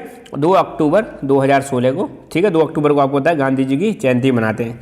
और दुनिया में सबसे बड़ा प्रोग्राम चल रहा है इंडिया का रिन्यूएबल एनर्जी को लेकर। इंडिया बहुत ज़्यादा फोकस कर रहा है विंड एनर्जी पर और सोलर एनर्जी पे। ठीक है, 1997 में एक रिव्यू भी किया गया था। Review of implementation of agreements at Earth Summit in Rio was undertaken by India. हमने जो मतलब एग्रीमेंट किए थे अर्थ समिट में उनका रिव्यू किया गया था 1997 में। आप सबको पता है 1992 में रियो डी जेनेरियो नाम के शहर में, जो कि ब्राज़ील में, यहाँ पे अर्थ समिट हुई थी इन्वायरमेंट को लेकर। तो वहाँ पे कुछ वायदे किए थे, तो उनका रिव्यू किया हमने 1997 में। और इंडिया ने सजेस्ट किया, क्या सजेस्ट किया कि देखो भाई जो डेवलपिंग कंट्री हैं उनको भैया फाइनेंशियल रिसोर्सेज प्रोवाइड कराए जाएं और उनको क्लीन टेक्नोलॉजी प्रोवाइड कराई जाए डेवलप्ड कंट्री के द्वारा। जब मीटिंग हुई थी United Nations framework convention on climate change पर, तो यहाँ पर मतलब कहा गया था कि यार ये डेवलप्ड, देखो यहाँ पर ये बड़ी इंपॉर्टेंट चीज़ है, डेवलप्ड कंट्री जिनके पास खूब सारा पैसा है, डेवलपिंग कंट्री जिनके पास पैसा नहीं है। तो इंडिया कह रहा है कि भाई डेवलप्ड कंट्री आप क्या करो, डेवलपिंग कंट्रीज को पैसा दो। सबसे पहले तो क्या दो? पैसा दो। और नंबर 2 टेक्नोलॉजी दो, ताकि हम इन्वायरमेंट में जो समस्याएं आ रही है उनको, चैलेंजेस को डील कर सकें। तो इनसे कहा, ऐसा इनसे क्यों कहा? क्योंकि डेवलप हो चुके हैं। हमारे पास पैसा नहीं है, डेवलपिंग कंट्रीज के पास पैसा नहीं है, टेक्नोलॉजी नहीं है, तो आपकी जिम्मेदारी बनती है कि आप इनको पैसा दो। तो हम सब मिलजुल के इन्वायरमेंट को प्रोटेक्ट कर सकते हैं। ऐसा नहीं है कि एक ही कंट्री इन्वायरमेंट को प्रोटेक्ट करेगा, सब करेंगे। और सब कैसे करेंगे? जिन पे पैसा नहीं है तो भाई जिनके पास ज़्यादा पैसा है वो पैसा दो, क्योंकि भाई तुम तो पहले डेवलप हो चुके हो, और नहीं दोगे तो फिर झेलो परिणाम। इंडिया चाहता है कि सार्क कंट्रीज भी मिलके एक कॉमन पोजीशन रखें अपनी इन्वायरमेंटल इश्यूज पर। अब सार्क क्या है? देखो अपना साउथ एशिया, देखो इंडिया जो है अपना किस में आता है? साउथ एशिया में आता है। तो इंडिया और उसके नेबरिंग कंट्रीज का एक ग्रुप है जिसको हम बोलते हैं सार्क। सार्क की फुल फॉर्म है south Asian association for regional cooperation. ये बना था सार्क 8 दिसंबर 1985 को बना था, जिसका सेक्रेटरीट काठमांडू नेपाल में है। इसमें 8 देश हैं। कौन कौन से? लेटेस्ट जो जुड़ा है इसमें ये है अफगानिस्तान, इसके अलावा बांग्लादेश, इंडिया, नेपाल, श्रीलंका, पाकिस्तान, मालदीव, भूटान, ये सब मिलके सार्क कंट्रीज बनाते हैं। तो इंडिया चाहता है कि सार्क कंट्रीज का भी यार एक सुर में बात करें, इन्वायरमेंटल इश्यूज को लेकर हमारी जो पक्ष है, हमारा जो स्टैंड है सेम होना चाहिए। ठीक है, तो ये वाला टॉपिक यहाँ पे कंप्लीट हुआ। So thank you so much, keep learning, keep enjoying and God bless you all. Hello everyone, welcome to Lucky Education. और आज हम स्टार्ट करेंगे इन्वायरमेंट मूवमेंट वाला टॉपिक। ये जो टॉपिक है आपका क्लास 12 की पॉलिटिकल साइंस की बुक आपकी है contemporary world politics, chapter number 6 environment and natural resource में दे रखा है। तो शुरुआत करेंगे इन्वायरमेंटल मूवमेंट्स। नाम से ही पता चल रहा है यार, मूवमेंट का मतलब होता है कोई आंदोलन। ये आंदोलन किससे संबंधित है? ये संबंधित है इन्वायरमेंट से संबंधित। आंदोलन क्या होता है? जब हम किसी चीज़ के लिए प्रोटेस्ट करते हैं, किसी चीज़ की डिमांड करते हैं, उसको हम क्या बोलते हैं? आंदोलन बोलते हैं। मगर यहाँ पर किसके आंदोलन है? इन्वायरमेंट को लेकर आंदोलन है। तो सिंपल सी बात है यार, इन्वायरमेंट को लेकर आंदोलन है तो इसका मतलब ये होगा कि इन्वायरमेंट से संबंधित है और इन्वायरमेंट को कुछ हम नुकसान पहुंचा रहे हैं। तो ये जो आंदोलन है इन्वायरमेंट मूवमेंट्स, ये सिंपल सी बात है अपने इन्वायरमेंट को प्रोटेक्ट करने से संबंधित है। जब भी इन्वायरमेंटल मूवमेंट्स की बात आती है तो आपके माइंड में अमृता देवी जी का मतलब वो सीन याद आता होगा, जो पेड़ों से चिपक कर उसने और उसके मतलब लड़कियों ने, मतलब जो थी उनकी कन्याएं, उन्होंने भी पेड़ से लिपट के अपनी जान दे दी थी। चिपको मूवमेंट जो ज़्यादा फेमस है, बहुत ज़्यादा फेमस है। ठीक है, तो अमृता देवी जी जो है, इनका जो शहादत है, इनका जो बलिदान है पेड़ मतलब इन्वायरमेंट के लिए, इसको हम मतलब युगों तक याद रखते हैं और रखेंगे भी। ठीक है, तो एनवायरमेंटल मूवमेंट मतलब यहाँ पे हम बात करेंगे वर्ल्ड के पर्सपेक्टिव से, वर्ल्ड में भी एनवायरमेंटल मूवमेंट हुए। तो एनवायरमेंटल मूवमेंट अपने एनवायरमेंट को बचाने के लिए जो मूवमेंट चल रहे हैं, that is called environmental movement. इसके लिए अलग अलग देशों की जो सरकार है, ध्यान देना एनवायरमेंट के लिए, तो बहुत सारे देशों की जो सरकारें इंटरनेशनल लेवल पर इन्वायरमेंटल डिग्रेडेशन को कंट्रोल करने के लिए प्रयास कर रही हैं। इन्वायरमेंटल डिग्रेडेशन का मतलब क्या है, आज देखो हवा खराब होती जा रही है, पानी जो है ये खराब होता जा रहा है, सॉइल खराब होती जा रही है ना, अपनी हर चीज़ जितने भी रिसोर्सेस हैं ये डिग्रेड होते जा रहे हैं, इनकी क्वालिटी खराब होती जा रही है। तो बहुत सारे देश इंटरनेशनल लेवल पर इस चीज़ को लेकर प्रयास कर रहे हैं कि कैसे हम इन्वायरमेंटल डिग्रेडेशन से अपनी समस्या को सॉल्व कर सकते हैं। ठीक है, इसी बीच में बहुत सारे ऐसे लोग भी हैं, ऐसे बहुत सारे ग्रुप्स भी हैं, कॉन्शियस वॉलंटियर्स भी हैं जो लोकल लेवल पर और इंटरनेशनल लेवल पर काम कर रहे हैं ताकि इन्वायरमेंट को प्रोटेक्ट भी किया जा सके। ठीक है, अब सिंपल सी बात है, ये जो मूवमेंट है इन्वायरमेंटल मूवमेंट, इनका पर्पज होता है सरकार पर प्रेशर बनाना ताकि सरकार कोई पॉलिटिकल एक्शन ले सके इन्वायरमेंट को बचाने के लिए। पॉलिटिकल एक्शन का मतलब क्या है, फॉर एग्जांपल इंडिया की हम बात करें तो इंडिया ने 1972 में एक एक्ट लेके आई थी, wild life protection act. Wild life protection act अपने जीव जंतुओं को बचाने के लिए वाइल्ड लाइफ प्रोटेक्शन एक्ट आया था, जिसमें national parks, wild life sanctuary establish किए गए थे। 1973 में सरकार ने टाइगर सेफ टाइगर प्रोजेक्ट चलाया था। 1992 में गवर्नमेंट ने एक और प्रोजेक्ट चलाया था, प्रोजेक्ट एलिफेंट। तो ऐसे करके सरकार क्या करती है, लॉ बनाती है। तो भाई इन्वायरमेंट मूवमेंट होंगे तो सरकार पर प्रेशर आएगा, सरकार पर प्रेशर आएगा, सरकार पॉलिटिकल एक्शन लेगी, एक्शन के तहत वो पॉलिसी बना सकती है, एक्शन के तहत वो एक्ट बना सकते हैं और एनवायरमेंट को प्रोटेक्ट कर सकते हैं। इसलिए एनवायरमेंट को प्रोटेक्शन के लिए हमें अवेयरनेस फैलाना बहुत ज़्यादा जरूरी है। आप जो इस चैप्टर को पढ़ रहे हो ये भी अपने आप में किसका पार्ट है, अवेयरनेस का पार्ट है ना। ये मूवमेंट जो होते हैं इनका पर्पज यही होता है कि मतलब नए नए आइडियाज़ बताए जाए और विजन बताया जाए कि कैसे हम एनवायरनमेंट को प्रोटेक्ट कर सकते हैं। यहाँ पे चैप्टर में दे रखा है कि जो एनवायरमेंटल मूवमेंट है उनकी 3 कैटेगरी है, एक तो फॉरेस्ट मूवमेंट्स, दूसरे हैं movement against minerals and mining और एंटी डैम मूवमेंट। तो 3 प्रकार की कैटेगरी के मूवमेंट यहाँ पे डिस्कस की गए। एक तो अपने फॉरेस्ट को बचाने को लेकर, आपको पता है फॉरेस्ट आज की डेट में क्या होते जा रहे हैं, कटते जा रहे हैं। बढ़ती हुई पॉपुलेशन की वजह से दबाव किस पे बढ़ रहा है, पॉपुलेशन पे बढ़ रहा है। एग्रीकल्चर का कॉमर्शियलाइजेशन हो चुका है, एग्रीकल्चर बढ़ती जा रही है, तो सीधा प्रभाव किस पे बढ़ रहा है, फॉरेस्ट। तो एक चीज़ बढ़ रही है अब आपकी क्या, डिफॉरेस्टेशन हो रहा है। और डिफॉरेस्टेशन होने से बहुत सारी समस्याएं होती हैं जो आपने ज्योग्राफी में पढ़ी होंगी। दूसरा है माइनिंग और माइनिंग इंडस्ट्री से संबंधित मिनरल, और तीसरा है एंटी डैम मूवमेंट्स। तो एक एक करके हम स्टार्ट करते हैं। पहले फॉरेस्ट मूवमेंट। तो फॉरेस्ट मूवमेंट सिंपल सी बात है भैया, एक जो खूबसूरत जो फॉरेस्ट हैं, जो प्रीसियस रिसोर्स हैं अर्थ के, इनको बचाने को लेकर है। अब फॉरेस्ट क्यों जरूरी है मुझे बताने की जरूरत नहीं है, फिर भी एक बार बता देता हूँ क्योंकि आपको थोड़ा और बेटर समझ में आएगा। फॉरेस्ट जो है भैया, पहली बात तो ऑक्सीजन हमें देते हैं ना, CO2 को लेते हैं और ऑक्सीजन में कन्वर्ट कर देते हैं क्योंकि इनमें होती है फोटोसिंथेसिस।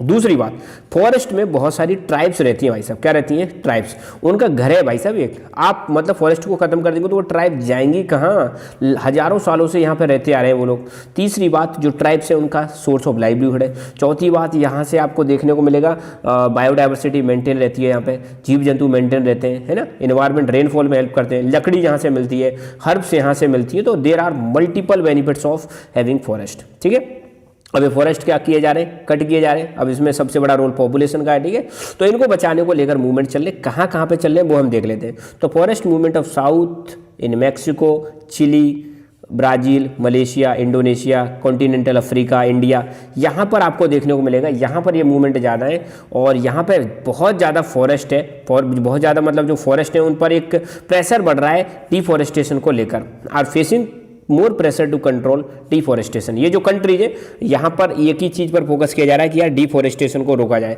आपने जो पुष्पा मूवी देखी हो तो पुष्पा में भी क्या कर रहे हैं, वो डिफॉरेस्टेशन ही कर रहे हैं, पेड़ों को काट के बेच रहे हैं ना। Forest clearing in third world countries continue at fast pace despite 3 decades of environmental activism. अब पिछले 30 सालों से आपको देखने को मिलेगा एनवायरमेंटल मूवमेंट अपने पीक पर है, बढ़िया मतलब एनवायरमेंट के लिए अवेयरनेस चल रही है। इसके बावजूद भी थर्ड वर्ल्ड कंट्रीज में फॉरेस्ट का जो क्लियरिंग है, डिफॉरेस्टेशन अब भी बहुत तेज गति से हो रहा है। थर्ड वर्ल्ड कंट्रीज कौन से, जनरली इसमें वो कंट्रीज आते हैं जो डेवलपिंग कंट्री है, गरीब देशों को थर्ड वर्ल्ड कंट्री में आते हैं ना। थर्ड वर्ल्ड वाला कॉन्सेप्ट ये कोल्ड वार के टाइम पे डेवलप हो गया था। जो कैपिटलिस्ट कंट्री थे उनको फर्स्ट वर्ल्ड बोला गया, जो सोशलिस्ट या कम्युनिस्ट कंट्री थे उनको सेकंड वर्ल्ड बोला गया, बचे कुछ जो नेम को सपोर्ट कर रहे थे, नॉन अलाइनमेंट मूवमेंट को, उनको थर्ड वर्ल्ड कंट्रीज बोला गया था। तो इंडिया भी थर्ड वर्ल्ड कंट्रीज में आता है, राइट। दूसरे मूवमेंट है आपके मिनरल और माइनिंग इंडस्ट्री को लेकर। ठीक है, माइनिंग कर करके हम जमीन को भाई साहब पोली करते जा रहे हैं, होलो करते जा रहे हैं, खोखला करते जा रहे हैं, जिसकी वजह से लैंडस्लाइड जैसी घटनाएं बहुत ज़्यादा बढ़ जाती हैं और ज़मीन का डिग्रेडेशन होता है। ठीक है, तो मिनरल इंडस्ट्री एक मेजर इंडस्ट्री है इस प्लेनेट की। बहुत सारी MNC कंपनियाँ नंबर ऑफ मतलब जो है आपको देखने को मिलेगा इमर्ज होकर आ गई हैं। किसके बाद, लिबरलाइजेशन होने के बाद। तो ये large number of economies of South are now being reopen to MNCs through liberalisation of economy. आपको पता है 1991 में भारत ने एलपीजी रिफॉर्म्स लेके आए थे, लिबरलाइजेशन, प्राइवेटाइजेशन, ग्लोबलाइजेशन, जिसके तहत जैसे ही हमने अपनी इकोनॉमी को ओपन किया तो इंडिया भी साउथ में आता है। साउथ का मतलब है ये इक्वेटर हो गया और ये ऊपर वाला नॉर्थ, नीचे वाला साउथ। मोस्टली साउथ के जो कंट्रीज है ना, इंडिया को भी साउथ में ले लेते हैं, ऑल्दो इंडिया साउथ में नहीं आता। तो ये कह रहे हैं साउथ की जो कंट्रीज हैं, जो गरीब देश हैं उनकी कंट्रीज हैं, इकोनॉमी को लिबरल करने के बाद वहाँ पे बहुत सारी एमएनसी कंपनी आ रही हैं ग्लोबलाइजेशन के तहत।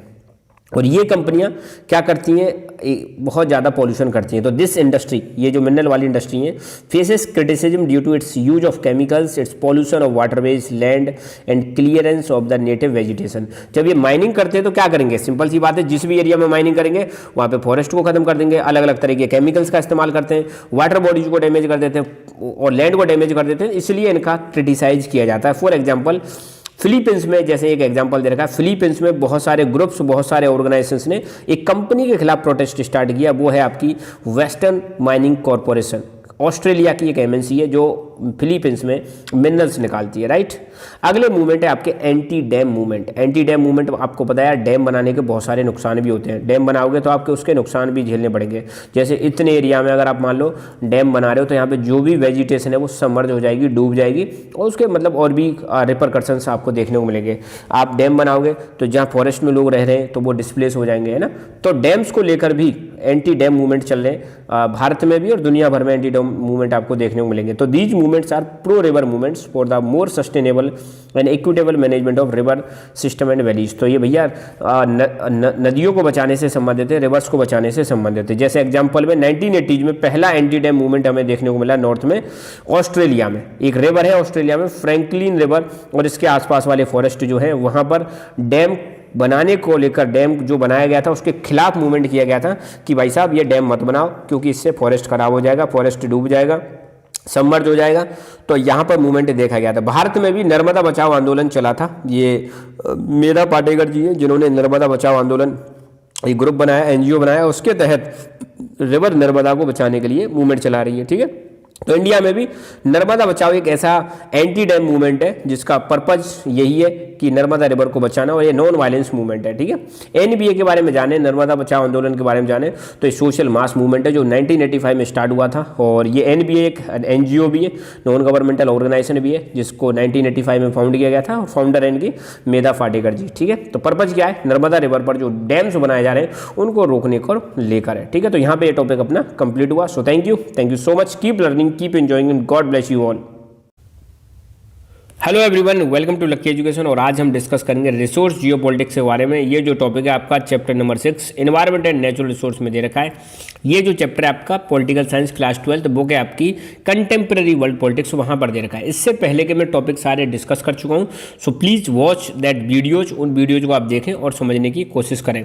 तो टॉपिक शुरू करते हैं, रिसोर्स जियोपॉलिटिक्स। पहली बात तो रिसोर्स क्या चीज़ होती है, ऐसी कोई भी चीज़ जो हमारे काम आए, ऐसी कोई भी चीज़, anything which satisfy the human needs called resource. आप मोबाइल देख रहे हो, मोबाइल का हमारा है, रिसोर्स है भाई साहब। आप पानी पी रहे हो, पानी का हमारा है, रिसोर्स है। हवा सांस ले रहे हो, वो भी अपने आप में रिसोर्स है। बाइक में डीजल पेट्रोल डलाते हैं भैया, बाइक में, कार में, है ना, वो भी क्या है अपने आप में रिसोर्स। तो ऐसी कोई भी चीज़ जो आपके काम आ रही है उसको हम बोलेंगे रिसोर्स।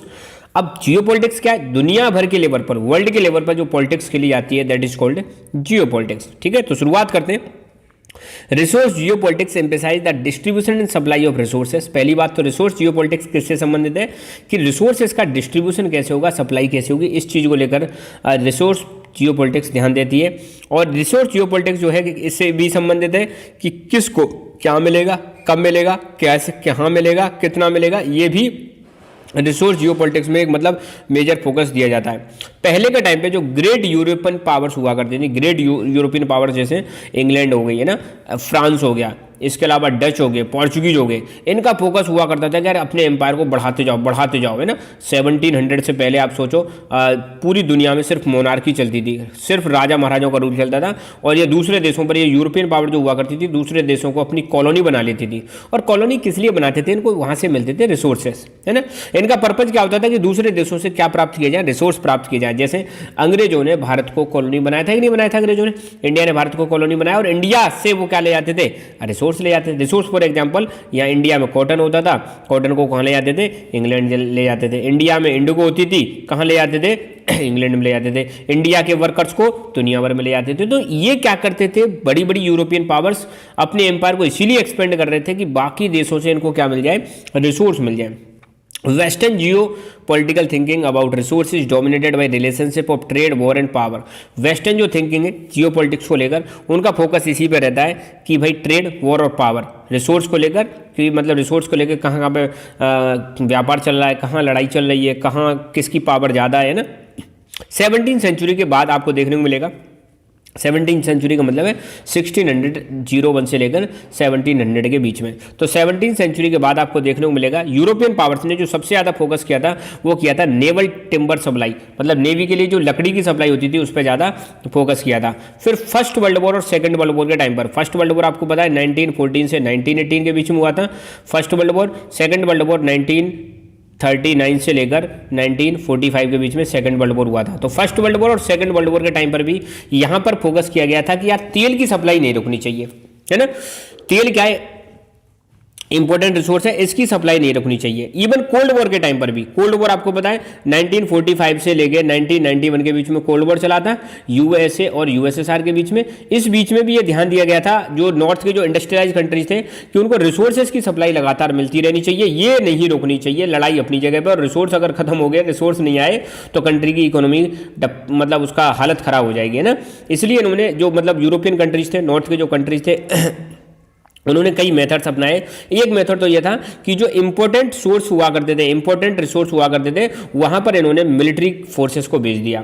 साथ के साथ में sea lanes of communication, sea lanes of communication का मतलब क्या है, जैसे आप देखो ये दुनिया का मैप है, तो जो रूट बता रखे हैं एक देश से दूसरे देश के बीच में जो ट्रेड करने के ओशन के रूट है, उनको भी इन्होंने क्या किया, प्रोटेक्ट किया। सी लेंस ऑफ कम्युनिकेशन को प्रोटेक्ट किया, वहां पर मिलिट्री भेज दी। साथ के साथ में जो स्ट्रेटेजिक रिसोर्स है, इंपॉर्टेंट रिसोर्स जैसे ऑयल, इनका इन्होंने स्टॉक पाइलिंग की। स्टॉक पाइलिंग करने का मतलब होता है इनको इन्होंने इकट्ठा करके रिजर्व करना स्टार्ट कर दिया था। तो यूएसए और यूएसएसआर दोनों का ही फोकस था कि भैया रिसोर्स जो है ना वो लगातार आते रहने चाहिए, उनकी सप्लाई लगातार होते रहनी चाहिए, ठीक है। अब थोड़ा सा ये मैप देख लेते हैं। भारत की बगल में ही है ये अरेबियन सी, आपको बताइए अरेबियन सी की बगल में यहाँ पे अपना प्यारा भारत है, और इंडिया की बगल में ये सारे देश हैं। जैसे फॉर एग्जाम्पल ये पाकिस्तान है, सॉरी यहाँ पाकिस्तान है, ऊपर अफगानिस्तान है, इसके बाद ये ईरान है। देश अब ध्यान देना, मैं यहाँ पे बता देता हूँ, ये वाला तो है पाकिस्तान, ऊपर है अफगानिस्तान, फिर है आपका ईरान, ईरान की बगल में है इराक, इराक की बगल में है सीरिया, सीरिया के ऊपर है टर्की, टर्की का नाम बदल गया, तुर्की हो गया है।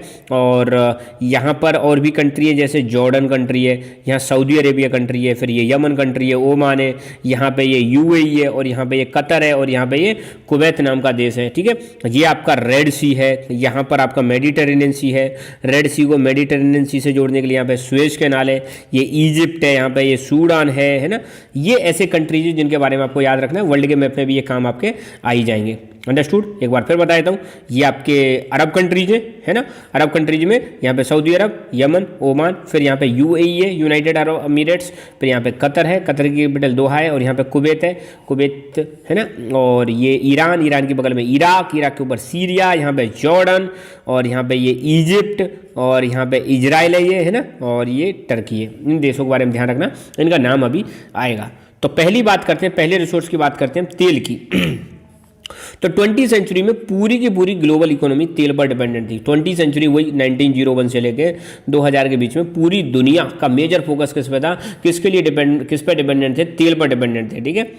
Huge wealth earn from oil business became the major reason for the political struggle like it happened in West Asia and Central Asia. देखो एशिया का ये वाला जो हिस्सा है ना, इसको हम वेस्ट एशिया भी बोल देते हैं, है ना। वेस्ट एशिया और सेंट्रल एशिया में जो ये रिसोर्स जो हैं, ये इनको लेकर आपको देखने को मिलेगा स्ट्रगल, पॉलिटिकल स्ट्रगल स्टार्ट हो जाता है, देशों के बीच में लड़ाइयाँ भी हो जाती हैं। इवन गल्फ वॉर भी इसी चीज़ को लेकर हुआ था, अगर देखी जाए 1990 में जो कुवैत पर अटैक किया गया था, है ना, किसके द्वारा, इराक के द्वारा जो कुवैत पर अटैक किया गया था तो वो भी यही रिसोर्सेज को लेकर किया गया था, ठीक है। तो वेस्ट एशिया की अगर हम बात करें, वेस्ट एशिया में गल्फ जो रीजन है, गल्फ रीजन का मतलब क्या है, ये जो मैप है आपका देख सकते हो, यहाँ पर जो गल्फ है ना, इस गल्फ को बोलते हैं पर्शियन गल्फ। ध्यान देना, ये अरेबियन सी हो गया, यहाँ जो पानी वाला जो रीजन है ना, इसको हम पर्शियन गल्फ बोलते हैं, इधर रेड सी है। तो पर्शियन गल्फ के आसपास जो कंट्रीज है इनको हम बोलते हैं गल्फ कंट्रीज। क्या बोलेंगे? Gulf countries. और ये गल्फ के आसपास का रीजन गल्फ रीजन, और गल्फ रीजन ध्यान रखना तेल के लिए बहुत ज़्यादा फेमस है। किसके लिए फेमस है? तेल के लिए ज़्यादा फेमस है। तो आपको देखने को मिलेगा West Asia specifically Gulf region जो है 30% ऑफ ऑयल प्रोडक्शन करता है पूरी दुनिया का। पूरी दुनिया में जितना भी तेल प्रोड्यूस हो रहा है उसका 30% तेल कहाँ से प्रोड्यूस होता है? गल्फ रीजन से। और इनके पास 64% नोन रिसोर्स है। अगर दुनिया में मान लो 100% तेल पाया जा रहा है तो अकेला 64% रिजर्व मतलब भंडार किसके पास है? गल्फ रीजन के पास है। तो आज की डेट में हम कह सकते हैं this is the only region जो हमारी ऑयल की डिमांड को फुलफिल कर रहा है। एग्जाम्पल के लिए यहाँ पे दे रखा है Saudi Arabia single largest producer है ऑयल का, having 1/4 of total oil reserve. आप देखो सऊदी अरेबिया में दुनिया में जितना भी तेल है उसका 1/4 रिजर्व मतलब 25% कहाँ पे पाया जाता है? सऊदी अरेबिया में। और सबसे बड़ा तेल का प्रोड्यूसर है सऊदी अरेबिया। ये रहा आपका सऊदी अरेबिया जिसकी कैपिटल रियाद है, दुनिया में सबसे बड़ा तेल का प्रोड्यूसर है। और इराक ये सेकंड नंबर पे आता है सऊदी अरेबिया के बाद। ये ईरान की बगल में क्या है? इराक है, ये सेकंड नंबर पे आता है, ये भी आप ध्यान रखना। दूसरा रिसोर्स है हमारा पानी, वाटर। वाटर भैया इंपॉर्टेंट रिसोर्स है। वाटर को लेकर आप देखो अलग अलग जगहों पर लड़ाई चल रही है। इवन इंडिया में भी आपको पता ही है वाटर को लेकर कलेश चल रहा है। इंडिया पाकिस्तान के बीच में आपको पता है इंडस वाटर ट्रीटी हुई थी 1960 में। मुझे कमेंट करके बताओ इंडस वाटर ट्रीटी भारत के किस प्रधानमंत्री ने की थी और दूसरी तरफ कौन थे? पाकिस्तान की तरफ से कौन थे? किस किस के बीच में ट्रीटी हुई थी? कंट्री तो मैंने बता दिया, पर्सन आपको बताना है। इंडस रिवर को लेकर यहाँ पर ट्रीटी की गई थी। तो पानी भी एक इंपॉर्टेंट रिसोर्स है जिसको लेकर आप देखो फ्यूचर में वाटर वॉर होने की भी संभावना है। तो वाटर एक इंपॉर्टेंट रिसोर्स है जो मेजर रीजन ऑफ कॉन्फ्लिक्ट है पूरी दुनिया में। इंडिया में भी आप देखो पानी को लेकर कई जगह लड़ाई चलती है। यहाँ एक रिवर बहती है कावेरी, कावेरी रिवर को लेकर भी एक डिस्प्यूट है, कावेरी वाटर डिस्प्यूट। तो कुछ पॉलिटिकल एक्सपर्ट एक वर्ड यूज करते हैं जिसका नाम है वाटर वॉर। ये कह रहे हैं कि आने वाले समय में संभावना है पानी को लेकर लड़ाई होगी जिसको वाटर वॉर कहेंगे। 1950 और 60 में आपको देखने को मिलेगा इजराइल, सीरिया, जॉर्डन, यहाँ पर पानी को लेकर मतलब पानी को लेकर लड़ाई हो गई थी। जॉर्डन और यारमुक रिवर के पानी को डाइवर्ट कर दिया था, तो इस पानी को लेकर यहाँ पर लड़ाई हो गई थी। टर्की, सीरिया और इराक, इनमें भी यूफ्रेट रिवर के पानी को लेकर लड़ाई हो गई थी। तो यह मैप मैंने आपको बताया था, ये रहा आपका टर्की, ये रहा आपका इराक और ये रहा आपका सीरिया। इराक में एक रिवर बहती है जिसका नाम है यूफ्रेट रिवर। यहाँ पे आप देख सकते हो ये वाली एक रिवर है यूफ्रेट रिवर जो इधर पर्शियन गल्फ में जाके करती है। तो इनको लेकर यहाँ पर क्या हो गई थी? लड़ाई हो गई थी। तो ये देखना ऐसा नहीं है कि एक ही कंट्री में, पानी की लड़ाई यार हर जगह पर है, हर जगह पर पानी को लेकर लड़ाई हो रही है, राइट। तो ये हमने देखा ग्लोबल या geo politics, resource geo politics देखी। आई एम श्योर आपको टॉपिक समझ में आ गया होगा। So thank you so much, keep learning, keep enjoying and God bless you all. Hello everyone, welcome to Lucky Education. और आज हम जो डिस्कस करेंगे वो टॉपिक है आज का हमारा indigenous people and their rights. Class 12 की पॉलिटिकल साइंस बुक है आपकी contemporary world politics, chapter number 6 environment and natural resources हम कवर कर रहे हैं। तो ये शुरुआत करते हैं indigenous people and their rights. Indigenous people हर देश के आपको देखने को मिलेगा। हर देश के अपने कुछ ऐसे लोग होते हैं जो कई वर्षों से उस देश में रहते आ रहे हैं। जैसे अपने हम इंडिया की बात करें तो इंडिया में हमारी बहुत सारी ट्राइब्स ऐसी हैं जो कई वर्षों से, कई सालों से इंडिया में ही रहती आ रही है, मतलब बाहर से नहीं आई है। तो ऐसे लोग जो किसी पर्टिकुलर एरिया के ही निवासी हैं, मूल निवासी हैं, बहुत सालों से यहीं पर रह रहे हैं, उनको हम बोलते हैं इंडिजीनियस पीपल। और कई बार क्या होता है, कुछ लोग ऐसे होते हैं बाहर से आ जाते हैं, सेटल हो जाते हैं, और ये लोग जो है इंडिजिनियस पीपल को मतलब डिस्क्रिमिनेट करना स्टार्ट कर देते हैं, इनको शोषण करना स्टार्ट कर देते हैं। जैसे अगर हम यूएसए की बात करें, यूएसए में कुछ कंट्रीज आपको मतलब बाहर से आए कंट्रीज, जैसे इंग्लैंड से कुछ लोग आए, यूरोप से कई जगह से लोग यहाँ पे आए और यहाँ पे सेटल हो गए। और यहाँ के जो मूल निवासी थे जिनको हम इंडिजिनियस पीपल बोलेंगे या कई जगह पर नेटिव पीपल बोल देते हैं, इनको इन्होंने डिस्प्लेस करना स्टार्ट कर दिया और इनके मतलब कह सकते हैं ज़मीन को छीनना स्टार्ट कर दिया और इनकी हालत ऐसी कर दी कि बेचारे मतलब इक्वल राइट्स के लिए मतलब क्या कर रहे हैं, डिमांड कर रहे हैं। तो इन्हीं इंडिजिनियस पीपल लोगों के बारे में बात करेंगे। हर देश में अलग अलग टाइम पे आपको देखने को मिलेगा अलग अलग तरह के इंडिजिनियस लोग रहे, मगर दिक्कत ये कि हर जगह पर इन लोगों की आज हालत क्या है, बहुत ज़्यादा खराब है। तो इनके राइट्स के बारे में बात करेंगे, इनके पास क्या अधिकार है, किन चीज़ों की ये डिमांड कर रहे हैं, है ना, इंडिजिनियस पीपल। तो सबसे पहले हम शुरुआत करते हैं, पहले हम जानेंगे कि यार इंडिजिनियस पीपल क्या होते हैं। तो यूनाइटेड नेशंस ने इंडिजिनियस पीपल की डेफिनेशन दे रखी है, ठीक है। So the question of indigenous people brings the issue of environment, resource and politics. हम इंडिजिनियस पीपल के बारे में क्यों डिस्कस कर रहे हैं, क्योंकि जब भी इंडिजिनियस पीपल की बात करते हैं तो सबसे पहले तो हम बात करते हैं एनवायरमेंट की, दूसरा बात करते हैं रिसोर्सेज की और तीसरे बात करते हैं पॉलिटिक्स की। तो पहले जान लेते हैं भैया इंडिजिनियस पीपल लोग जो होते हैं उनकी डेफिनेशन क्या है। इस डेफिनेशन को आराम से समझना, एक एक वर्ड में आपको यहाँ पे समझा दूंगा, ठीक है। तो यूनाइटेड नेशंस क्या कह रहा है इंडिजिनियस लोगों के बारे में, the descendant of the people who lived in the present territory of the country at the time when people from different culture and ethnic groups arrived there from other parts of the world and overcome them। तो ध्यान देना, descendant का मतलब होता है वंशज। क्या होता है? वंशज, ठीक है। ऐसे लोग जो किसी प्रेजेंट टेरिटरी पर रह रहे हैं। Let me tell you about India, ये हमारा प्यारा भारत है, इंडिया, ठीक है। तो इंडिया पे कुछ पहले से बहुत सारी ट्राइब होंगी, उनके वंशज यहाँ पे रह रहे हैं। और ध्यान देना, प्रेजेंट टेरिटरी में रह रहे हैं। When people from the different culture, अब बाहर से आपको देखने को मिलेगा इंडिया में बाहर से अलग अलग कल्चर के लोग आए। जैसे अगर मैं आपको पास्ट में ले जाऊंगा और आपको थोड़ा सा हिस्ट्री का नॉलेज हो ना हो कोई फर्क नहीं पड़ता, मैं वैसे ही बता दूंगा। बाहर से आप देखो इंडिया में आज से लगभग 2000 साल पहले बहुत सारे लोग आए थे, जैसे हूण आए थे, शक आए थे, कुषाण आए थे, ना, इंडो ग्रीक्स आए थे। बाहर से ये लोग आए, यहाँ पर आके इन्होंने सेटलमेंट भी कर लिया, यहाँ पे सेटल भी हो गए। इसके बाद आप देखो मिडीवल हिस्ट्री में जब हम पढ़ते हैं तो यहाँ पे मुस्लिम अटैक हुए, अरब से मुस्लिम आए, मतलब टर्किश मुस्लिम आए, दिल्ली सल्तनत का जो इस्टेब्लिशमेंट हुआ था वो भी मुस्लिम आए, जैसे मोहम्मद गौरी, मोहम्मद बिन कासिम, है ना। इसके अलावा महमूद गजनवी, फिर बाबर यहाँ पे आए, ठीक है। तो बहुत सारे लोग यहाँ पे आए, मगर कुछ लोग ऐसे थे जो यहीं पर रह रहे थे सालों से। तो ये चीज़ ध्यान देना, बहुत सारे लोग बाहर से आए जबकि कुछ लोग यहाँ पहले से ही रह रहे हैं। तो जो लोग पहले से ही रह रहे हैं उनको हम बोलेंगे इंडिजीनियस पीपल। अब सुनना दोबारा से definition, the descendant of the people who lived in the present territory of the country. ऐसे लोग जो वंशज हैं किसके, जो पहले मतलब लोग यहाँ पे रहते गए। पहले कब? जब यहाँ पे बहुत सारे बाहर से लोग आए थे, दुनिया के अलग अलग कल्चर से लोग आए थे, अलग अलग एथनिक ग्रुप से लोग यहाँ पे आए थे। तब भी आज भी हमारे टेरिटरी पर, जो आज भारत की जो टेरिटरी है यहाँ पर आज भी इनके वंशज रह रहे हैं। तो जो मूल निवासी हैं, हम कह सकते हैं इनको मूल निवासी कह सकते हैं। मूल निवासी जो कई सालों से हमारे यहाँ पर रहते आ रहे हैं, इनको हम बोलेंगे इंडिजीनियस पीपल, ठीक है ना। बाहर से कौन कौन आए मैंने आपको बता दिया ना। बाहर से जैसे मुगल्स आए, बाहर से दिल्ली सल्तनत के रूलर्स आए थे, बाहर से पहले आपको देखने को मिलेगा आर्यंस आए थे। आज से 3500 साल पहले बात करें तो इंडिया में आर्यंस आए थे सेंट्रल एशिया से और यहाँ पे आके सेटल हो गए। तो ये आपको चीज़ समझ में आ गई होगी कि किसी भी कंट्री में कई सालों से, हो सकता है वो हजारों सालों से रह रहे हो, हजारों सालों से जो लोग रहते आ रहे हैं उसी टेरिटरी पर, उसको हम बोलते हैं indigenous people. I am sure अब आपको समझ में आएगा। जैसे भारत में आप देखो जो हमारे फॉरेस्ट वाले एरिया होते हैं वहाँ पर हमारी ट्राइब्स रहती हैं। कौन रहती हैं? ट्राइब्स रहती हैं। तो भारत में जो ट्राइब्स हैं ये भारत के क्या हैं? इंडिजीनियस पीपल है। ये टॉपिक समझना आपको बहुत जरूरी है, ठीक है। Indigenous people prefer to live in their social, economic and cultural customs and traditions rather than institutions of that country.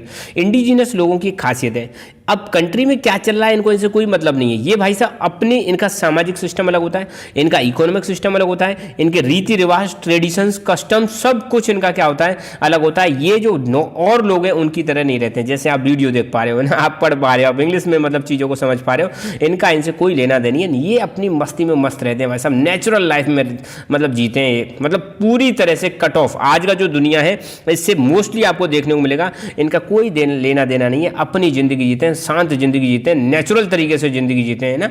हाँ बिल्कुल नेचुरल तरीके से।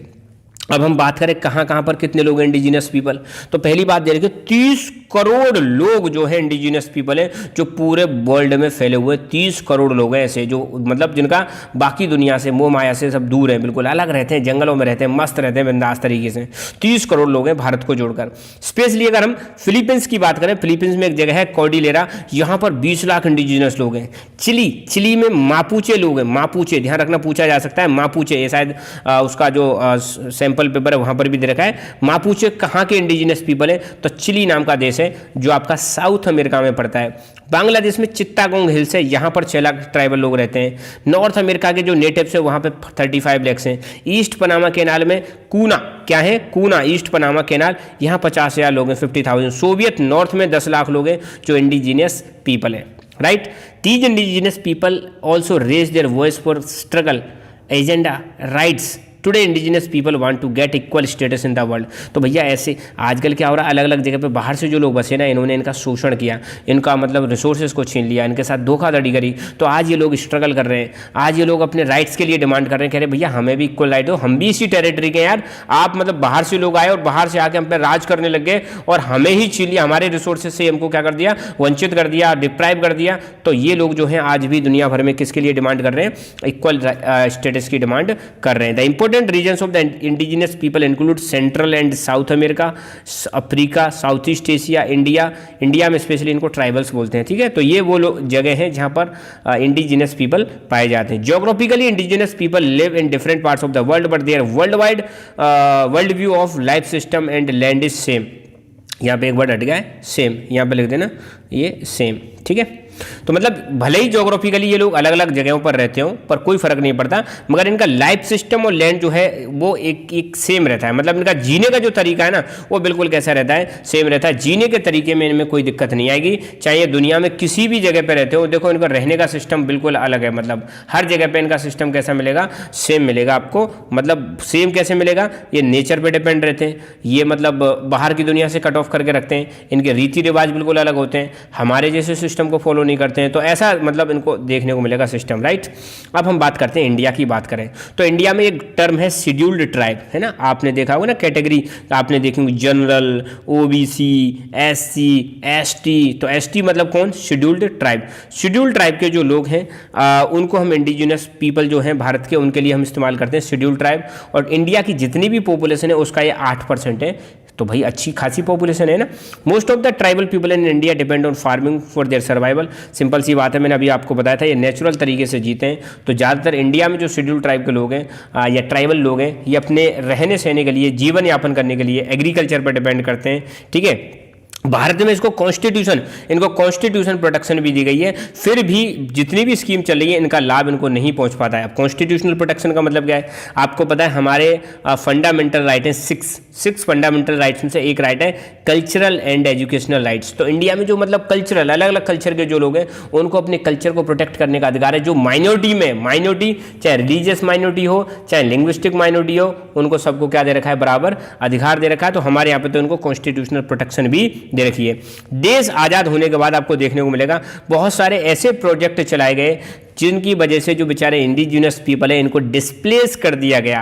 और डेवलपमेंट तो आया देश में, मगर इसकी कॉस्ट किसने चुकाई, इंडिजिनस लोगों ने चुकाई। जैसे हमने पढ़ा था नर्मदा बचाओ आंदोलन, है ना, ये मूवमेंट चला, किस लिए चला, क्योंकि नर्मदा रिवर पर जो सरदार सरोवर डैम बन रहा था ना, उसकी वजह से वहाँ जंगलों में रहने वाले लोगों को डिस्प्लेस कर दिया गया।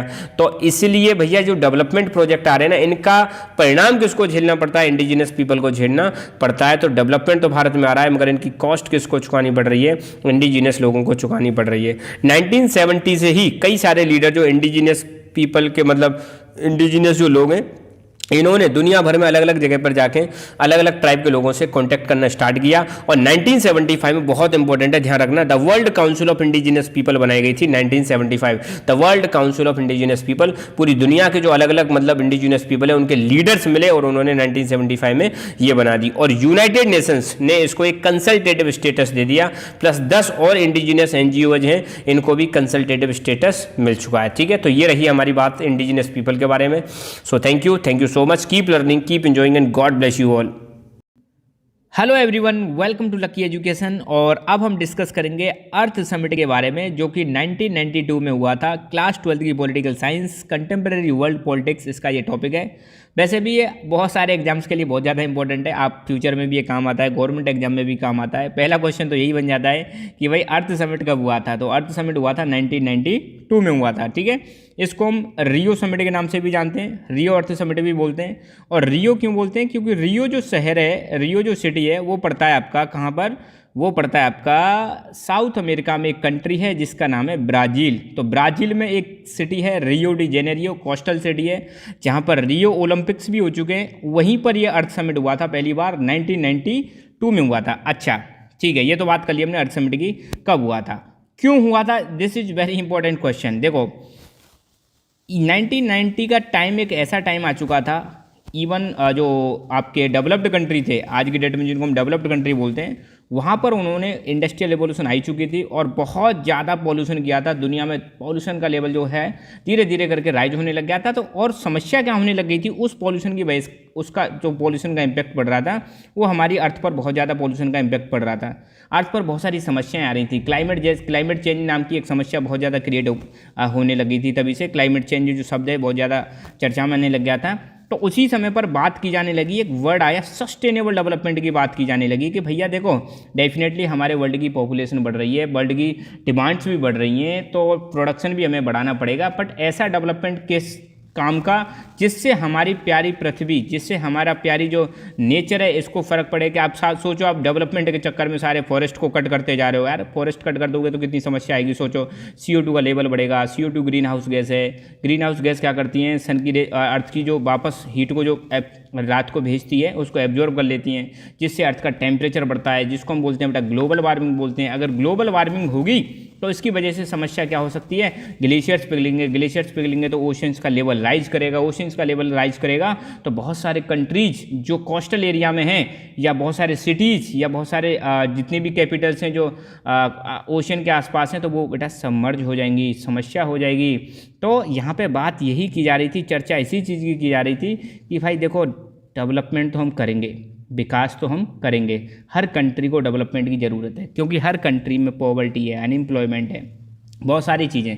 तो we can not stop development, but development हमें इस प्रकार से करना है कि हमारी प्रेजेंट की नीड्स को फुलफिल कर सकें, इन्वायरमेंट को कम से कम नुकसान पहुंचा सकें, ऐसा डेवलपमेंट करना है। तो ये जो कॉन्सेप्ट है सस्टेनेबल डेवलपमेंट का, यहाँ पर मतलब आपको देखने को मिलेगा, इसको बहुत ज़्यादा जोर मिलता है अर्थ समिट के दौरान। तो अब आपको समझ में आ गया होगा कि अर्थ समिट में क्या हुआ था। देखो जो समिट होती है ना, समिट एक प्रकार से मतलब समझ लो यहाँ पे वर्ल्ड के लीडर्स मिलते हैं और मिलकर फिर यहाँ पे डिस्कशन करते हैं कि भाई क्या करना चाहिए क्या नहीं करना चाहिए। तो मुद्दा जो था, मुद्दा क्या था बेटा, मुद्दा था इन्वायरमेंट। इन्वायरमेंट मुद्दा था कि ये जो इन्वायरमेंट है इस पर डेवलपमेंट का प्रभाव पड़ रहा है। तो अब हमको ऐसी रणनीति तैयार करनी पड़ेगी कि फ्यूचर में हम डेवलपमेंट करें मगर इन्वायरमेंट पे उसका कम से कम इम्पैक्ट पड़े। तो ये है इसका मेन क्रक्स, ठीक है।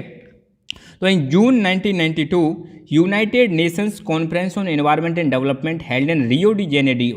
पहली बात तो ध्यान रखना, जून 1992 में United Nations conference on environment and development, देख रहे हो, यूनाइटेड नेशंस की एक कॉन्फ्रेंस हुई थी, एक तो एनवायरनमेंट और डेवलपमेंट को लेकर, एनवायरनमेंट और डेवलपमेंट को लेकर कि ये जो डेवलपमेंट है इसका हमारे एनवायरनमेंट पर क्या इम्पैक्ट पड़ रहा है, इसको लेकर यूनाइटेड नेशंस की कॉन्फ्रेंस हुई थी। कहाँ पर हुई थी, रियो डी जेनेरियो। मैंने बता दिया जो आपका साउथ अमेरिका कॉन्टिनेंट जो है वहाँ पर एक कंट्री है जिसका नाम है ब्राज़ील, और जहाँ पर ब्राज़ील में आपको देखने को मिलेगा अमेजोन के फॉरेस्ट पाए जाते हैं। ध्यान रखना, अमेजोन फॉरेस्ट, जहाँ पे आपको एनाकोंडा स्नेक देखने को मिलेगा, ठीक है। तो रियो डी जेनेरियो जो एक कोस्टल सिटी है, यहाँ पर ब्राज़ील में ये कॉन्फ्रेंस हुई थी, United Nations conference on environment and development, June 1992 में हुई थी।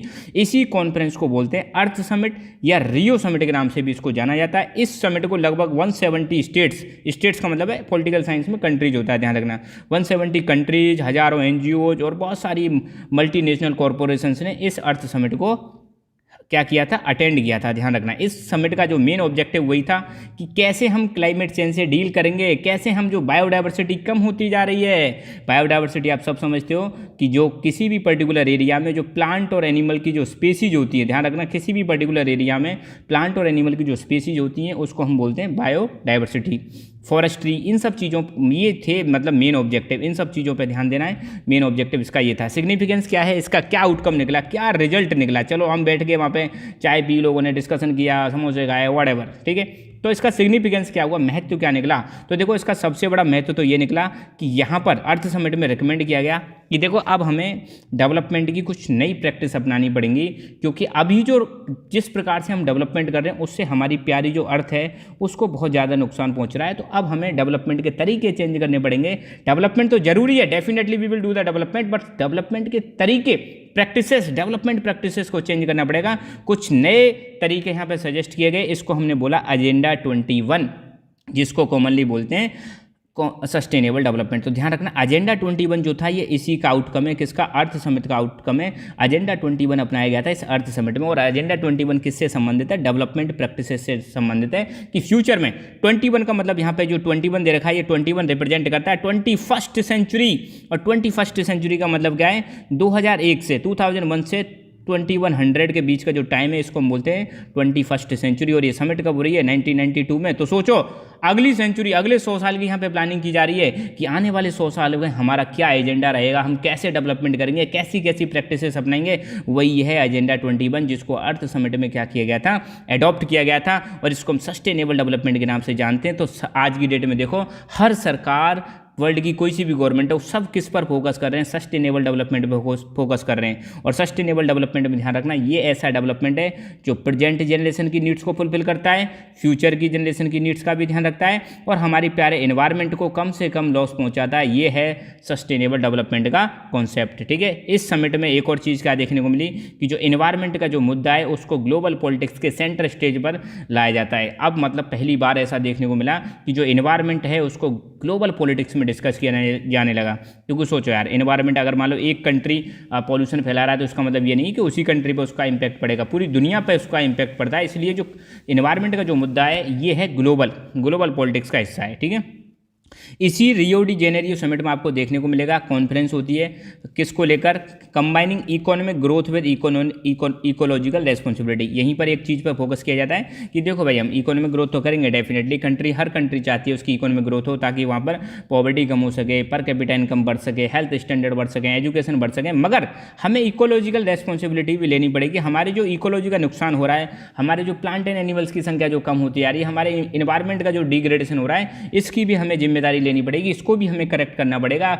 जो एनवायरनमेंट को नुकसान पहुंचा रही चीज़ें, उनको हमें कम करना पड़ेगा। Definitely we will do the development, but we have to also adopt some environmental measures which can reduce the harmful practices. ऐसी सारी चीज़ें हमें देखनी पड़ेंगी, और इसी को हमने बोला, इस जो अप्रोच अपनाई थी हमने यहाँ पर, उसको हमने बोला सस्टेनेबल डेवलपमेंट। और आपकी जानकारी के लिए बता दूँ, यूनाइटेड नेशंस ऑर्गेनाइजेशन जो है, उसने 2015 से 2030 के बीच में सस्टेनेबल डेवलपमेंट गोल्स अपनाए। ध्यान रखना, सस्टेनेबल डेवलपमेंट गोल्स अपनाए। 17 सस्टेनेबल डेवलपमेंट गोल्स हैं, और ये टारगेट है यूनाइटेड नेशंस का 2015 से 2030 के बीच में।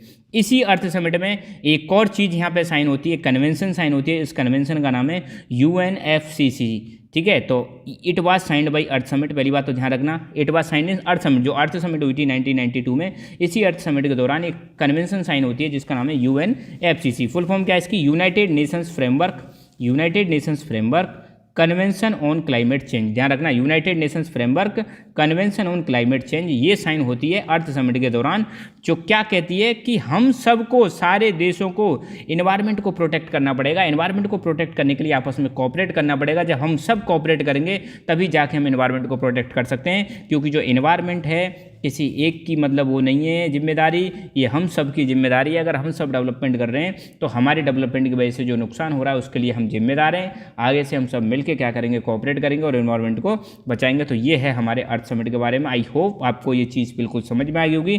सो thank you so much, keep learning, keep enjoying, and God bless you all. और जाते जाते मैं एक क्वेश्चन दे जाता हूँ, आपको बताना है क्योटो प्रोटोकॉल क्या है, क्योटो प्रोटोकॉल क्या है और किससे संबंधित है, कब साइन हुई थी, ये आपको बताना है। फिर मैं अगले वीडियो में आपको कंप्लीट समझाऊंगा। Okay, thank you. Hello everyone, welcome to Lucky Education and now we will discuss about Montreal Protocol. ये जो टॉपिक है आपका क्लास 12th की पॉलिटिकल साइंस की बुक है आपकी कंटेम्प्रेरी वर्ल्ड पॉलिटिक्स, और वहाँ पे चैप्टर नंबर 6 है इन्वायरमेंट एंड नेचुरल रिसोर्सेज। और वैसे भी ये टॉपिक कॉमन टॉपिक है, जनरली हर जगह काम आता है। मॉन्ट्रियल प्रोटोकॉल एक अगर मतलब लाइन में अगर आपको मैं बताऊँ, तो ये वो प्रोटोकॉल है जो हमारी ओजोन लेयर को प्रोटेक्ट करने के लिए बनाई गई है। ओजोन लेयर आपको पता बहुत ही ज़्यादा इंपॉर्टेंट लेयर है, जो सन से आने वाली अल्ट्रा वायलेट रे से हमें बचाती है। इस इसको समझने से पहले कुछ बेसिक्स कवर करते हैं। बेसिक्स अगर अच्छे होंगे तो ये टॉपिक बहुत आसानी से हो जाएगा। You all know very well, हमारी धरती माता के चारों तरफ आप देखोगे यहाँ पे हवा है, जो उसको हम क्या बोलते हैं, एटमॉस्फेयर, ठीक है। तो अपने अर्थ के आसपास का जो एनवेलप है, गैसेस का जो एनवेलप है उसको हम एटमॉस्फेयर बोलते हैं। और एटमॉस्फेयर में 5 लेयर हैं, आप सबको पता है एटमॉस्फेयर में कितनी लेयर हैं, 5 लेयर है। पहली है ट्रोपोस्फेयर, फिर है स्ट्रेटोस्फेयर, फिर है आपकी मीजोस्फेयर, और फिर आपकी थर्मोस्फेयर, और लास्ट वाली है एक्जोस्फेयर। फिर आपको ये भी पता होना चाहिए जो स्ट्रेटोस्फेयर है, स्ट्रेटोस्फेयर के अंदर ही पाई जाती है ओजोन लेयर। ओजोन लेयर कोई अलग से नहीं है, ध्यान देना। ये जो 5 लेयर है, ट्रोपोस्फियर, स्ट्रेटोस्फियर, मेजोस्फियर, थर्मोस्फियर, एक्जोस्फियर, इसमें स्ट्रेटोस्फियर के अंदर आती है ओजोन लेयर।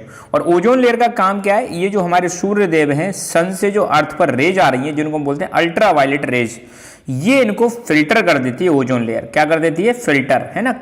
सबको तो फिल्टर नहीं करती, मगर यूवीसी को कंप्लीटली फिल्टर कर देती है। इतना आपको ज़्यादा ध्यान देने नहीं है, ठीक है। यूवीए और यूवीबी जो थोड़ी कम डेंजरस हैं ये आ जाती है, मगर यूवीसी को ये कंप्लीटली क्या कर देती है, फिल्टर।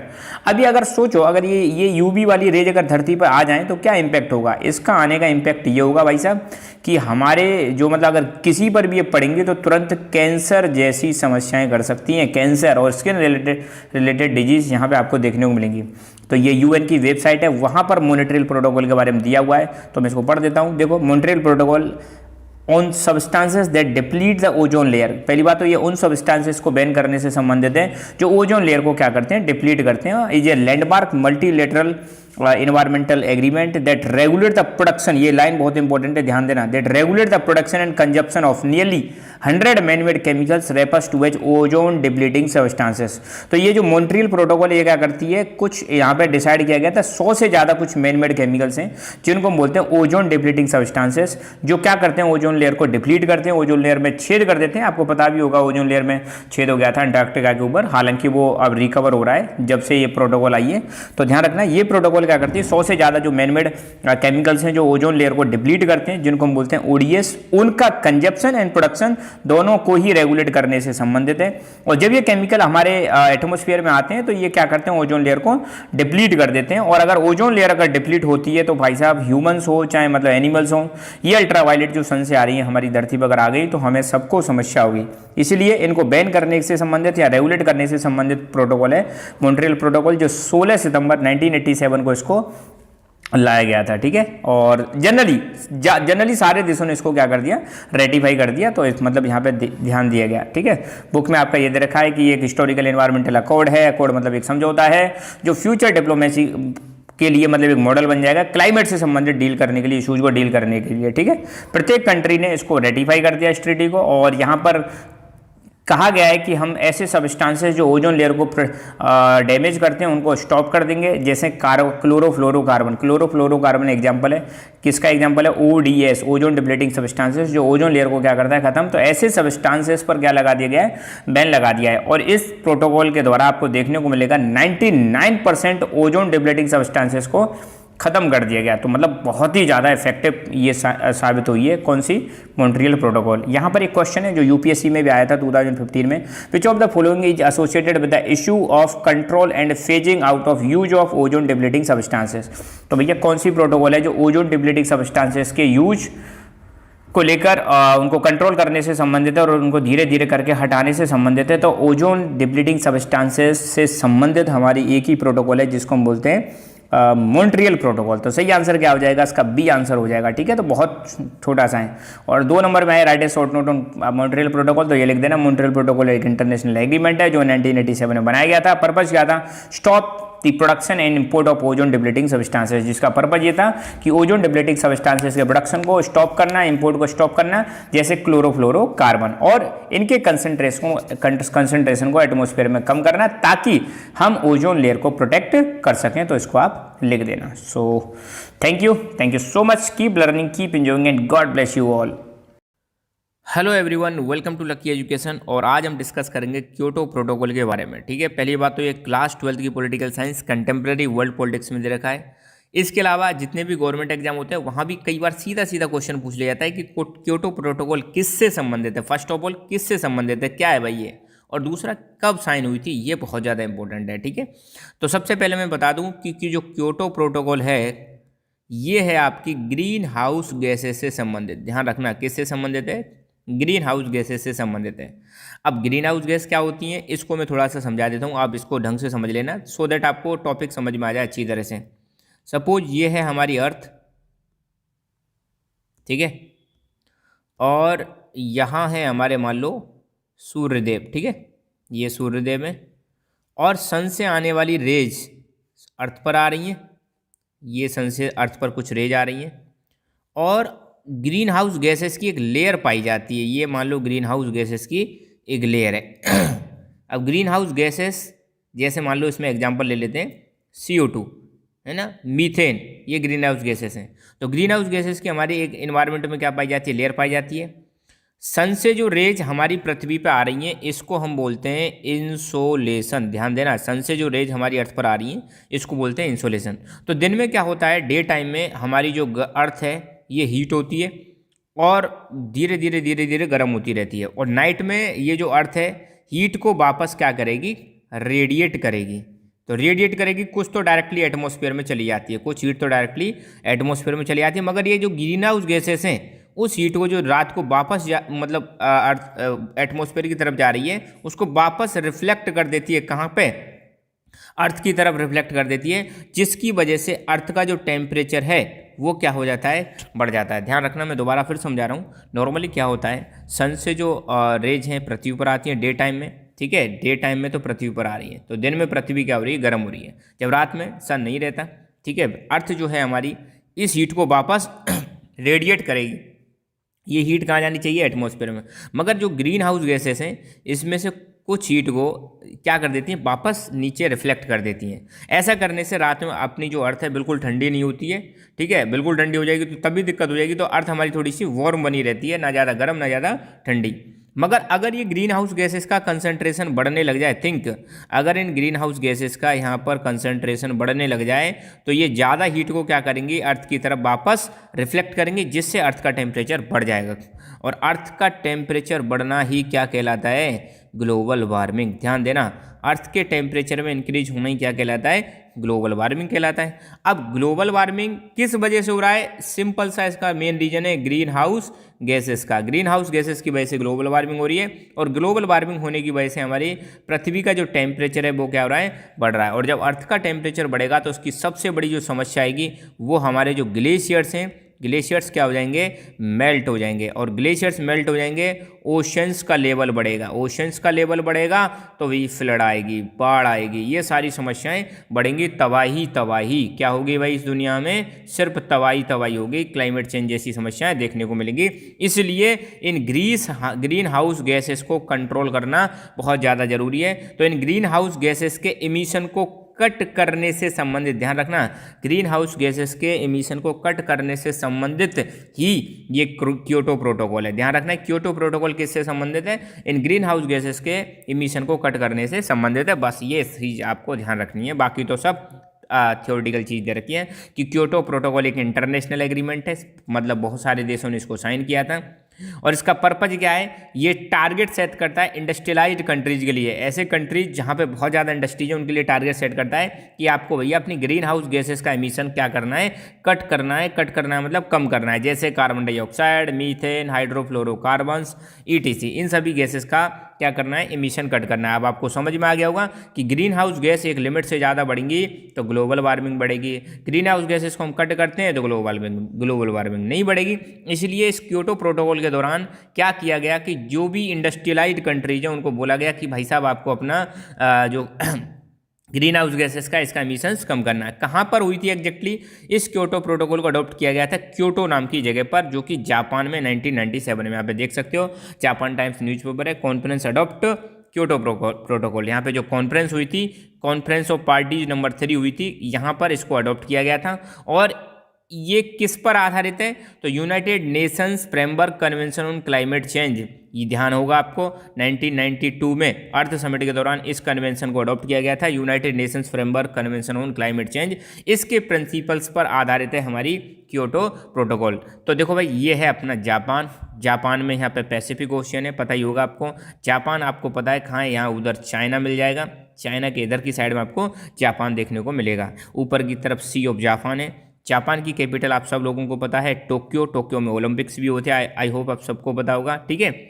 और यहाँ पे कुछ फेमस शहर इनके बारे में पता ही होगा, हिरोशिमा और नागासाकी। यहाँ पर आप सब लोगों को पता है अमेरिका ने क्या गिराए थे, एटम बम गिराए थे during the world war second के दौरान यहाँ पे एटम बम गिराए गए थे 1945 में, ठीक है ना। ये वही दो शहर हैं। फिलहाल हम बात करेंगे क्योटो कहाँ है, तो ये रहा भाई क्योटो। क्योटो ओसाका ये रीजन है, ओसाका तो इंडस्ट्रियलाइज्ड रीजन है, आपने पढ़ा होगा इसके बारे में, ठीक है। तो ये है क्योटो नाम की जगह जो जापान के बीचों बीच में पड़ता है। यहीं पर ये कॉन्फ्रेंस हुई थी और यहीं पर इसको अडॉप्ट किया गया था। ध्यान रखना बेटा, इस प्रोटोकॉल के दौरान India, China and other developing countries इनको एग्जेम्प्ट कर दिया। एग्जेम्प्ट मतलब ठीक है भाई, अभी जो टारगेट सेट किए गए हैं वो टारगेट किसके लिए हैं, डेवलप्ड कंट्रीज के लिए हैं। अभी इनको क्या है, कुछ समय के लिए छूट दे देते हैं, आप थोड़ा बाद में एमिशन कट कर लेना। ऐसा क्यों किया गया था, कॉमन बट डिफरेंशिएट रेस्पॉन्सिबिलिटीज आपने पढ़ा होगा, नहीं तो उसका भी मैं एक वीडियो सेपरेट लेके आ जाऊंगा। तो इसमें क्यों छोड़ा गया इनको, क्योंकि आपको पता है यूएसए, यूके, रसिया, फ्रांस, ये जो हैं डेवलप्ड कंट्रीज, इन्होंने क्या किया था, पहले ही जैसे ही इंडस्ट्रियल रेवोल्यूशन आई थी तो बहुत सारा एमिशन किया, बहुत सारा ग्रीन हाउस गैसेस को इन्होंने रिलीज किया अपने यहाँ कंट्रीज से। तो ये ज़्यादा रिस्पॉन्सिबल है। हम इंडिया, चाइना, ब्राज़ील, ये जो डेवलपिंग कंट्री है, इन्होंने तो 1950s के बाद अभी मतलब ग्रीन हाउस गैसेस का एमिशन करना स्टार्ट किया है। बल्कि ये जो डेवलप्ड कंट्री ने, इन्होंने तो धुआंधार अपने एटमॉस्फेयर को क्या किया है, ग्रीन हाउस गैसेस से भर दिया है। तो इसलिए इन कंट्रीज को जो अभी इन्होंने मतलब ग्रीन हाउस गैसेस का एमिशन करना स्टार्ट किया है, तो इंडिया, चाइना और जैसे डेवलपिंग कंट्री जो थे, इनको थोड़ा एग्जेम्प्ट कर दिया। ठीक है भाई, आप बाद में कर लेना, कोई दिक्कत वाली बात नहीं है। मगर इंडिया ने, भाई साहब, इंडिया ने कमिटमेंट कर दिया, नहीं भाई हम मतलब ठीक है, हमें ज़्यादा नहीं चाहिए छूट, हम बिल्कुल एनवायरनमेंट से कंसर्न है, हम एनवायरनमेंट में जो चेंजेज आ रहे हैं इससे परेशान है, तो हम भी चाहते हैं कि मतलब हम भी इसको क्या करें, साइन करें। तो ध्यान रखना, इंडिया ने अपनी तरफ से क्योटो प्रोटोकॉल को साइन किया अगस्त 2002 में, जबकि ऐसा कोई बाइंडिंग नहीं था।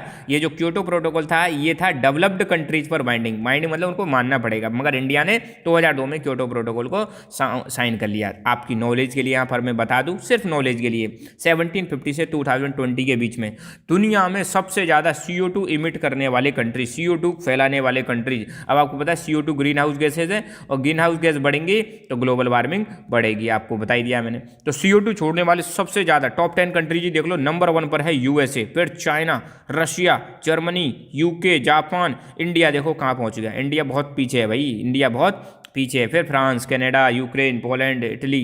तो मतलब सबसे ज़्यादा टॉप 3 में देखें USA, रशिया, चाइना है, हम नहीं है, ठीक है। तो ये कंट्रीज हैं जो बहुत ज़्यादा पोल्यूट कर रहे हैं और बहुत ज़्यादा CO2 का एमिशन कर रहे हैं। तो ठीक है, टॉपिक आपको समझ में आ गया होगा। So thank you so much, keep learning, keep enjoying and God bless you all. Hello everyone, welcome to Lucky Education. और आज हम डिस्कस करेंगे सेकंड ग्रुप्स के बारे में। Second groves in India, class 12 की पॉलिटिकल साइंस की बुक आपकी, contemporary world politics, chapter number 6, environment and natural resources में ये टॉपिक दे रखा है सेकंड ग्रुप्स। सेकंड का मतलब होता है पवित्र, सेकंड वर्ड कभी भी आ जाए इसका मतलब होता है पवित्र, और ग्रुप्स का मतलब है वहाँ पे जो पेड़ पौधे पाए जाते हैं उनको हम बोलते हैं ग्रुप्स। तो जो भी पवित्र स्थान होते हैं, जो भी मंदिर होते हैं, जो भी देवालय होते हैं, जहाँ भी मूर्ति रखी रहती हैं, जिनके हम पूजा पाठ करते हैं, उनके आसपास जो फॉरेस्ट होते हैं उनको हम बोलते हैं सेकंड ग्रुप्स। तो ये भी एक यार अच्छा तरीका है कि मतलब कहीं पर मंदिर है और मंदिर के आसपास हमने पेड़ पौधे लगा दिए तो उनको हम काटते नहीं है ना, और उनको हम प्रोटेक्ट करते हैं। तो ये हमारा ओल्ड प्रैक्टिस है, बहुत पुरानी प्रैक्टिस है अपने नेचर को कंजर्व करने की। तो इसी टॉपिक के बारे में हम डिस्कस करेंगे, सेकंड ग्रुप्स इन इंडिया। तो protecting nature for religious reasons and ancient practice in many traditional societies. आपको देखने को मिलेगा किसी अपने नेचर को रिलीजियस पर्पज के लिए प्रोटेक्ट करके रखना, ये हमारी एंशिएंट प्रैक्टिस है। ऐसा नहीं है कि इसको हम आज से हम प्रैक्टिस कर रहे हैं, कई हजारों सालों से हम इस चीज़ को प्रैक्टिस करते आ रहे हैं। और ये हमारी जो पुरानी सोसाइटी रही है, पुरानी सोसाइटी में भी आपको पता होगा कि जो लोग थे वो नेचर के साथ मिलकर रहते थे, नेचर से मतलब कभी भी अलग नहीं चलते थे। इसलिए ज्योग्राफी में आपने कॉन्सेप्ट भी सुना होगा, नेचुरलाइजेशन ऑफ ह्यूमन बींग्स। मतलब ह्यूमन बींग्स किसके हिसाब से रहते थे, नेचर के हिसाब से। जैसे नेचर डिक्टेट करता था वैसे ह्यूमन बींग्स रहते थे। तो शुरू से ही हम नेचर को प्रोटेक्ट करते हैं, और नेचर को हम मदर नेचर भी बोलते हैं। क्या बोलते हैं? मदर नेचर बोलते हैं। तो नेचर को प्रोटेक्ट करना ये आजकल का मतलब प्रैक्टिस नहीं है, बहुत पुरानी प्रैक्टिस है, बहुत लंबे समय से हम प्रैक्टिस करते आ रहे हैं, ठीक है। अब एक नंबर में अगर पूछ रहे हैं कि सेकंड ग्रुप्स क्या होते हैं, तो sacred groves are the forest, पहली बात तो ये फॉरेस्ट होते हैं। Conserve in the name of certain deities, natural और एंसेस्ट्रल स्पिरिट्स। तो सेकंड ग्रुप्स वो फॉरेस्ट होते हैं जिनको हम कंजर्व करते हैं, किसी देवी या देवता के नाम पर हम कंजर्व कर रखते हैं, या नेचर के नाम पर कंजर्व करते हैं, या हमारी जो पुरानी जो मतलब स्पिरिट्स हैं पूर्वज, हमारे पूर्वजों के नाम पर भी इसको हम क्या करते रहते हैं, प्रोटेक्ट करके रखते हैं। These are the preserved by the society. ये जो सेकंड ग्रुप्स हैं इनको हमारी सोसाइटी प्रोटेक्ट करती है, ना कि सरकार। सरकार का इसमें कोई रोल नहीं है, अपनी जो समाज है, समाज ही इनको प्रोटेक्ट करके रखती है। Second groups is a model of community-based resource management which work for the protection of biodiversity, ecological system और cultural diversity।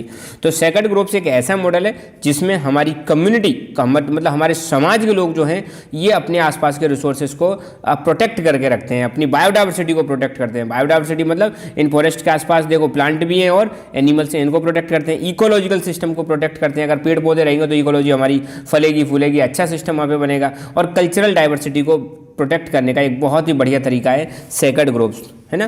Because of sacred groves many indigenous और endangered species of plants and animals have been preserved.